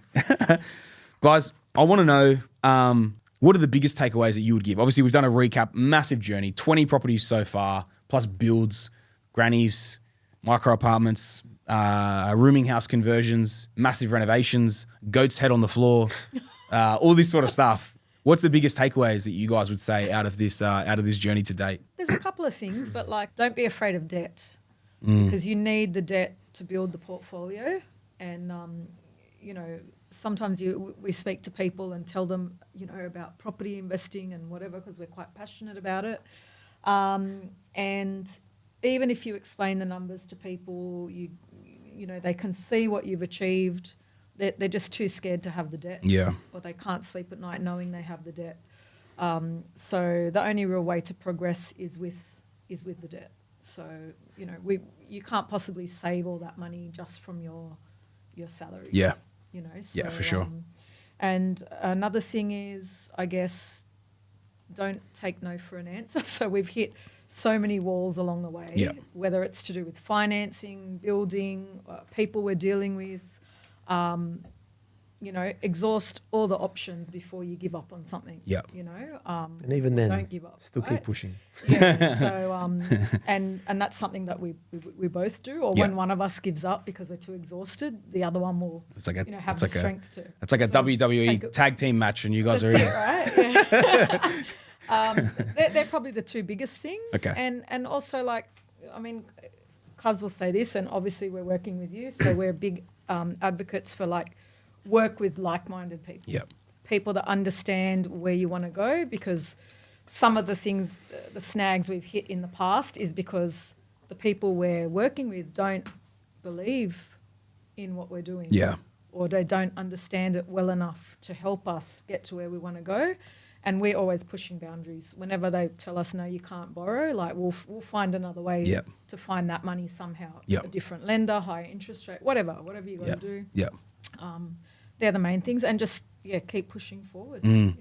Yeah. Yeah, 100%. I love that. Kuz? I'd say, if you can get your other half to come along the journey with you, it helps a lot. Yeah. Like I've had, friends and family, say, hey, you're really quite lucky, that Vanessa is as passionate about this as you are, Yep. right? So Would we almost say that Vanessa actually took you along the journey? Because she started before you did? Nah, we couldn't say that. Come on, man. Come on. Maybe that's why he I've got you. managed me. I was going to say, married me. Married you for your money. He's like, this girl, she understands property. She gets That's it. great. She gets it. She's going to help me achieve my goal. Oh, sorry, Kuz. I didn't mean to cut you. I had to say it, bro. I was there. I was like, I'll leave it to the end. And I'm like, no, I got to say it. It's okay. I'll cop it later. I'd say like I said from the start as well, right? Like you really can't go wrong with property. Like you're saying through our journey, you may not make the ideal decision, but in the long term, like if you look at the data, you really can't go wrong. Make a decision. Get on get on the bus. Yeah. You'll Still better to own something than nothing. right? That's what I tell And there's a couple of things that also have kept us sane as well, which I think is important to take away from this as well. Like, so again, like we've been investing for like 20 years and I can honestly say, don't listen to the news. Like, fuck. Like, when I first purchased that first property, that, 5 to 7 years. Yep. It was doom and gloom, man. Just nonstop. Doom and gloom. 100%. Yeah. Just stuck through it and realized that like, that same shit comes up all the time. Yeah. Right? Yeah, of course. Like all the time. Yeah. And, and that sort of also leads me to, also listening to economists. Yeah. Like over the years, man, they get it wrong all the freaking time. Yeah, 100%. I remember I was following that guy, the barefoot investor guy. Oh, yeah. And one time he had his dog, right? He put a couple of options out in front of the dog and said, like, which one do you choose? And compared it to what the major analysts. Oh, okay, right. The economists were saying at the major banks. I thought you were about to say he's got lost the plot. You know what I mean? no. I thought that's where that was going. The The dog outpicked the economists. Yeah. Wow. Yeah. So is that dog now like a sensation? Yeah. Do you remember that octopus a few years ago that kept winning, kept picking the soccer matches? Oh, yeah, I heard about In that. I think it was the 2014 World Cup and then or 2018 or whatever. But he got the final wrong. It was like match fixing. He got all these other ones right and then got the final wrong. So not really, but yeah, it was the octopus, right? But you know what I mean, yeah, right? yeah, Like, yeah. Yeah. I don't know why I went there. You can't, like, so again, like over the years, don't be afraid by that, right? And the other thing that I'll sort of say about that is that like we care about is we just care about what the employment is in the country. Yeah. Yeah. So no matter what is going on, as long as people have jobs, like they you're can safe. afford Yeah. You know, pay the rent. the only time that we sort of got a little bit worried was during COVID, yeah. when people were being asked to have their wages cut and stuff like that. But then within a few months, like that ended up being nothing as well, right? Yeah. But yeah, so just from our perspective, like we stay sane and stay safe in this game, by going, okay, as long as people have jobs, it's all good. And then the other thing is we're always like, again, you look at the data, properties go up every 10 years, roughly, like double every 10 years. So, and there's hundreds of years of data for that. Yeah. So just have some confidence in that as well, right? Yeah. So yeah, that's good. That's it. Yeah, that's beautiful. Yeah. Man, I like it, bro. I like it. You know me, it would be unlike me to not challenge you a little bit on some things. Okay. I would challenge you a little on the just just trust in the property side of things, you know what I mean? Like I feel like it is something that people can get wrong if they take the wrong advice and they listen to mum and dad, they go buy down the road and they buy in the wrong market. I think you still got to get educated. I think once you get educated, then you can make that decision and you can't go wrong in property if you make a Educated decision. Yeah, even like a semi-educated decision, so you don't Yeah. buy in at the wrong point, at the wrong cycle and stuff like that. Because I hear what you're saying, because like over the long term, but I think this is a big thing too. Is like if people are listening to this episode and they're listening to this podcast, they're trying to educate themselves to make the correct decision. So I feel like as long as people are making that educated decision, you can't go too wrong in property as well. You know, 100%. so. Yeah, man. No, I like it. It's good. I just You see where I'm coming from with it as well, you know? Like 100% with that, like you can accelerate your journey, your path to retirement. I just meant like, you know, just feel safe getting in. You know, more so than some people are too afraid to get in. Okay. Yeah, I hear. Like some of the people we speak to, because, you know, we try to help all our family and friends. And you know, there's, as you know, there's a few that have come on board. Yes. Some are part way through. Some have only just started. Yep. And then there's others that I still haven't been able to convince. And, you know. And it's all part of it, but right? Some people it takes longer, and that's right. that takes them longer to buy it in. Zone. Yeah, for sure. But I guess because we're used to pushing the boundaries and have, you know, experienced lots of ups and downs in our journey, we're sort of happy to keep pushing forward. Yeah, no, it's good. It's good. My key takeaways as well, guys, goes back to everyone that's got a good success story. Hard work early, you know what I mean? Like very early in your journeys, you worked hard. As kids, you know what I mean? You had that kind of good upbringing from that side. Yep. You also went out there and bought early as well. So it's like, you know, you had that kind of like, whether it was the vision or the passion, or whatever it was to kind of drive you guys to sort of get started as well. It's really, really big takeaway. It was kind of getting out there, doing it early, and having a good crack at it from that perspective too. I think like I liked how, you know, Kuz, you kind of specifically were very open, or like very forward looking towards cash flow. Because in Australia, it's always is one of these things. Everyone talking about the capital growth, the buy for the long term, time in the market, buy and never sell, and all that sort of stuff. And I think like I like the way, even though potentially you almost went a little bit too far with too many strategies, a bit too hectic.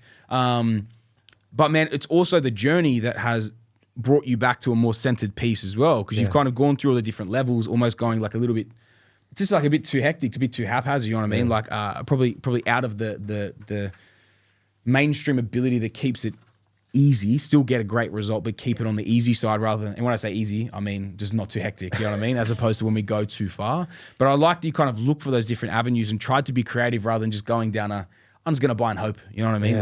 Like very early where people will kind of go for that. So I like that, man. You kind of looked at from that perspective, and even being open to it now, the more things that have come through, being open to the fact of, and being challenged on the fact of, you've probably gone almost a little too hard with this, and now we need to change tact, and this is what you need to build in. But being like open and willing and able to like listen to that conversation and then change strategy and change tactic and do what you need to do from that perspective too. So I really, really like that. Trusting in the process and the professionals. I think that's a really big one that a lot of people, and even you guys had some early successes yourself too, but then even realizing you needed to kind of go outside that comfort zone and go to that level and outsource to someone that could help you from that side too. I think that's always a big takeaway when someone, especially when someone's already started, being willing to do that. So I think that's cool. One of the things I thought you were about to lead into as one of your key takeaways is the small little wins along the way, like giving yourself small little wins and things to keep your appetites sated for what you really want as well. Because I think that's one of the big things is not everyone, and you guys have 4 kids as well, right? So like not everyone can just drive for 7-8 years straight without a holiday and be all right. But it all comes down to people at different times. And like if you guys try to do that, you probably end up bloody divorced, you know what I mean? Like just like, it would be an unhappy period. Yeah. For me, I was single in my 20s. So it was a different, being open and having a look at like what you guys need to do to stay sane and like buy the primary residence when you needed to buy it, build it when you needed to build it, when it was the right time from the family side as well. So I feel like you've just been very calculated in what you've done as well. But then I also love when it was time to put pedal to the metal, we did 5 deals in 4 months. You know what I mean? We did 3 deals in 6 months in our first round and stuff as well. And I think being willing to go all in when you trust in something, you don't just go, oh yeah, we'll just dip the toe in. No, we're gonna go all in. Yep. And I think that the people I see succeed the most are the guys that do that. And when I look at like myself and my most like lucrative periods as an investor, it's been when I've gone out there and I've gone, no, I trust in this. I believe in this market, or I believe in this strategy or whatever, and I'll just go all in on it. Even like COVID. Low doc, high interest rate loans, but I was like, I could see the opportunity. I was like, okay, well, this is the opportunity cost, the rates and a little bit of a crazy on this side of things, but then this is the opportunity, and then backing myself and taking from it, which I feel like you guys have done as we've gotten further into the portfolio. So they're my key things, guys. Yeah, and I did have one final thing, which was you guys like really typify like that grit and perseverance and determination. There's been a lot of curveballs thrown at you during this whole process. We only covered some of them. Oh, we didn't cover many of them. Well, I mean, you even look at the you even look at the first 6-7 years, but of like not really seeing much growth in that time frame. Yeah. But you still kept pushing on. You kept looking for different things, different strategies, different pieces of the puzzle, and exactly that. Like there could be so many. It'd be another 3 hours worth of potty to unpack all the probably longer. You know, to unpack all the shit that you guys have probably gone through.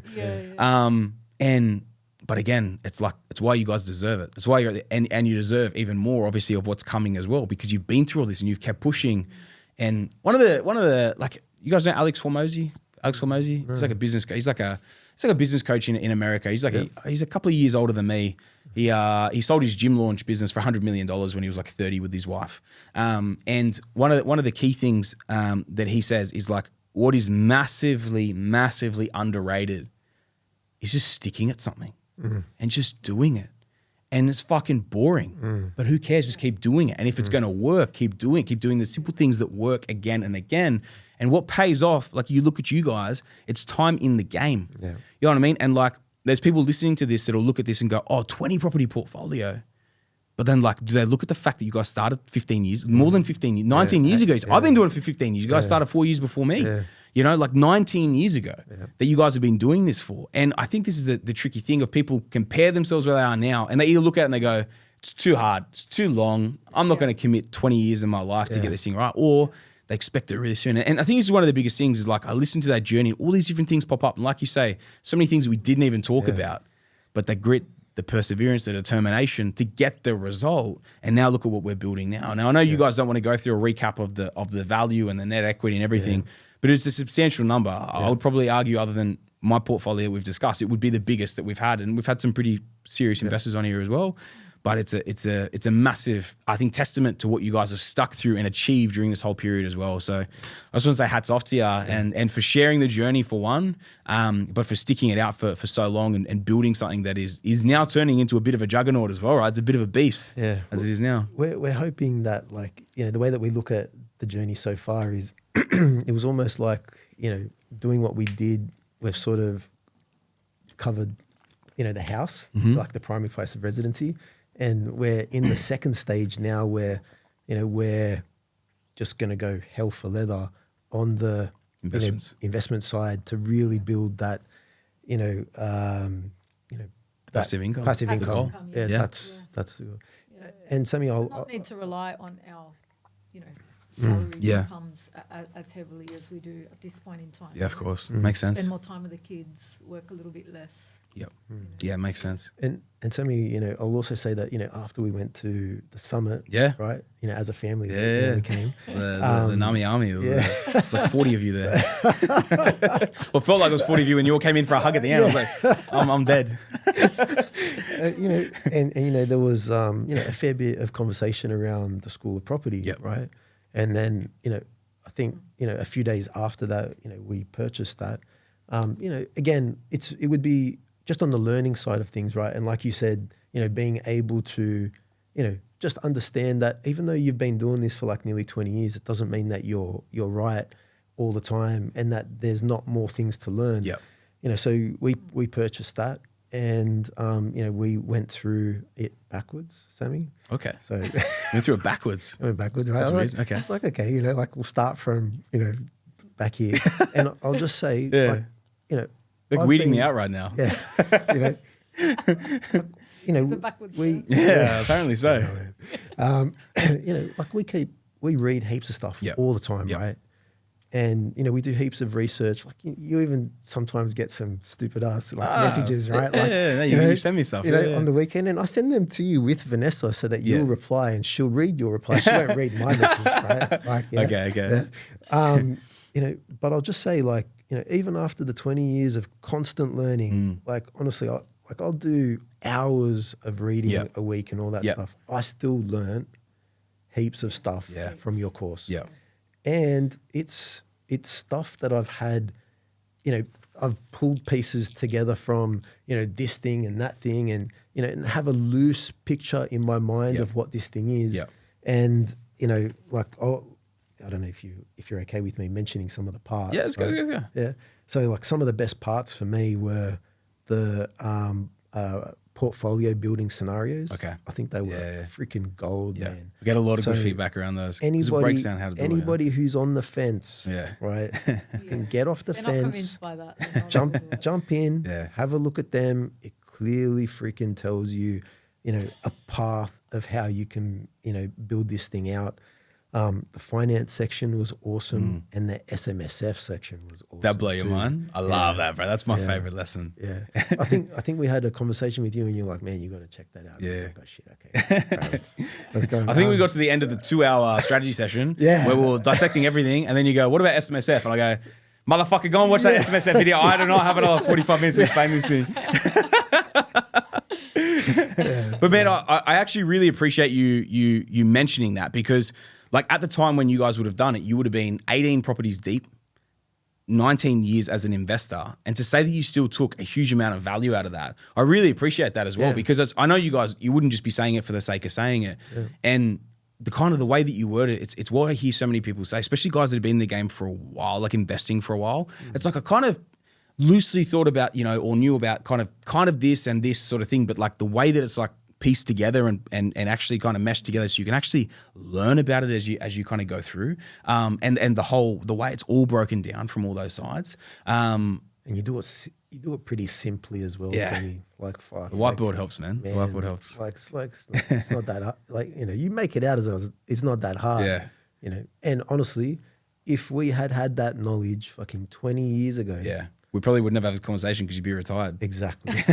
That's what we both say. Yeah, It's true, we yeah? both said that. 100%. It's a, like this. We would have been Hands retired down. at least a minimum of 5 to 10 years Yeah. ago. A minimum. Yeah. You know, Yeah. but, you know, At it is least what it is. 100%. But then if I had listened to the whole rentvesting thing and all of that, we would, you know, Yeah, maybe. But this That's is hindsight sort of thing, exactly, right? and it's one of these things as well. But we wouldn't appreciate it like we do either. I think that's the thing, and you wouldn't even be able to, like, as it's almost like as a selfish way to say it, you wouldn't be able to pass it on to the next gen coming through as well, of like the actual weight behind this stuff. And there's so much in there that people early in their journey, they could watch the whole thing, and like half of it they probably wouldn't even actually properly take in because they haven't been through that yet or come up to it yet to realize what that lesson means and how to actually navigate those things. And that's the coolest thing about it is really it is how to retire yourself from property. You know what I mean? It is genuinely how to retire yourself from property, which no one else actually explains how to do it because no one else has done it. Yeah, exactly. It's as simple as that. And we've gone to seminar after seminar after seminar. Yeah, heaps of free ones, Right. a fair deal of paid ones as well. Yeah. Like over the years, books, all kinds of Man, things. books. Yeah. We've read heaps of just books. heaps and heaps Yeah. of stuff. And obviously, you know, I've been fortunate enough to, you know, work in accounting and, you know, see what clients do as well. You know, so I've had a little bit of that knowledge. Yeah, of course. But, you know, So nothing comes close, you reckon? Yeah. yeah. I appreciate that, guys. Yeah, you bring it really all together, really succinctly, and it's just it's amazing. Yeah. That's good. No, Yeah. I appreciate it, guys. I appreciate it. And you know, the friends and family that we've sent your way. Yes. Like there's a fair few of them. 100%, man. Yeah. I'm not kidding when I say Nami Army. It's a legion. You know what I mean? The Romans would fill a legion with that thing. No, I appreciate it, guys. I appreciate, for one, you guys coming in and obviously sharing your story, both with myself and obviously with the listeners as well. So I've been around for a fair few years now, like being a part of your journey. But to kind of hear it broken down, even the early stuff in that sort of detail, and then obviously, you know, breaking down the next phase and how we went and putting pedal to the metal and actually blowing this thing up as well. It was really cool to unpack it. So I really appreciate you guys coming in, sharing the journey. And it's cool now to know that Vanessa was actually the one that kicked off the portfolio, had it all up and going. Before I met him. Honestly, that's like a cool thing as well. Like even like understanding that you were even super invested in it at the very start as well. It brings a lot together. And all I can say is thank you guys so much for jumping in and joining us. Man, Sammy, thanks you, so Sam. much to you and the whole team. Right? We also have an amazing team. It's Stellar team. I absolutely that you appreciate together, it. man. I appreciate it, guys. Yeah. It's been an absolute pleasure. Yeah. I've got to ask you guys as a final thing. This is a circa 3-hour episode. Are you guys comfortable? Are you happy to do the rapid fire at the end? I'll pass, man. Oh, come on. Vanessa. Come on. She doesn't even know what it is. I don't know. We'll give it a go. I created the true or false Give it a questions go. for you guys. Yeah, I'll give it a go. All right. All right, we've got the music's about to kick in. All right, guys, we got the pacey music. We're going to punch this thing out. The fastest thing you've heard all day. Biggest goal you guys are chasing. Retirement. What's the number? What's the number? Oh, what's the number? I know what the number is. It's 400,000. Did you want me to say that or no? Yeah, go. Yeah, it's about 400. 400,000. I know your strategy. I know your goals. Dream primary residence. On, At the moment, we're happy. we're happy You're where in we it? are, You're but in it? if I could afford it, Yeah, if we knew that it wasn't going to impact anything, then obviously we would have a different goal. I had a mate in school. Yeah. I didn't go to school. Okay. That used to live on the water in Hunters Hill, and he used to have a jetty. And he used to have jet ski and all this stuff. And I was like, man, if ever one day I could, that's like not Hey, really. man, I said dream primary residence. I didn't say, you know what I mean? Like, that's what I'm talking about. It's not like an actual dream, if that makes sense. Like, for example, building the house, like that was That that was was good. Yeah, okay. And we worked towards achieving it, having the base Okay. and all of that. Like that's like it's if we get there, we get. It's not like It's not a. Okay. Yeah. It's not something we're actually working towards. Okay. And we Fair went- call, makes fair sense. call. And we Yeah. went all out. You know. Yeah. You know, home And automation. All right. So we're going to say you're in the dream primary moment, residence. The we're- biggest goal we're of there. chasing, it's the 400. Yeah, yeah, yeah. Beautiful. Dream holiday location. You guys went on a big trip last year. It was Yeah. dream holiday location, but now that one's done. Yeah. Maybe next year another trip. Another trip. Yeah. Where? I said where? I love Venice. Venice. I love Yeah, we Venice. want to go back to Venice. Okay. Yeah. Dream job. Don't you give me that time, guys, mate. For APS. Everyone wants a job. My dream job is no Not job. working. Cuz, you love working. I feel like you love a bit of hustle. Yeah, I have to do something, right? So what is it? So give me the eyebrows. Tell the audience what it is.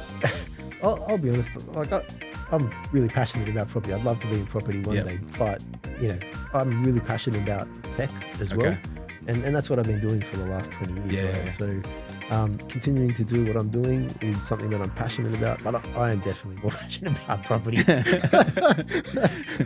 right, you've done well at skirting the question. Thanks for that, mate. Favorite foods? Meat Meat. of any sort. That's really. pretty much right. My answer is most of the time. Favorite alcoholic beverage? Bourbon and Coke. Bourbon and Cokes. You look like a vodka spritz sort of guy. I mean, because I've been on the keto for a couple of years now. Just tequila, straight I was on tequila. the Scotch, Yeah. right? Because it doesn't really No impact. carbs. But lately, I've actually been doing spiced rum and a bit of Coke Zero. Yeah, It's beautiful. because it's a little bit. It's got a bit Kraken of a or sweet. Kraken? Or? Yeah, Kraken. Yeah, Kraken's yeah. good. It's good. It's It's a got bit of sweet, like that you know. it's good. Which you don't It's really good. get on the keto carnivore, right? I like it. So- I like it. It's very true. It's very true. Yeah. All right, next one. True or false? V. You wear the pants in the Nami household. Oh, definitely false. What? I'm serious. It's false. I actually. Come on. So you just play the big friendly teddy bear around everyone else. But at the end of the day, all the decisions really end up with her. 100%. Every time there's a roadblock, there's a 3-year, 5-year vacancy. It's all right, Kuz. True or false? You once raced a Ferrari F1 car around Le Mans. False. Come on. Why does everyone say false? I did take a Ferrari around Maranello. Modena. Twice. Oh, Modena. Twice. Oh, Maranello. Maranello. Yes, Yeah. Twice. What'd you race? What'd you drive? Just recently, like last year, it was the California. Okay. Yeah. So I had my two boys in the back Yeah. as well. Yeah. And we were taking that I think we were going like 170, 180 in the streets. Okay. Right. Yeah, 'Cause they right. allow you to Yeah, of open course. it up. Right? Yeah. What about on the track? I didn't take it on Oh, the you didn't track. take it on the track. Yeah. Okay. That took a pre-planning, which I didn't. Yeah. So, Cool. but that was still pretty cool. My boys I got a video of it, right? And the boys are like laughing, smiling, Loving it, huh? Loving it. How good. All right, guys, one final thing. Tell me something about yourself or yourselves that no one else would know, or very few people would know.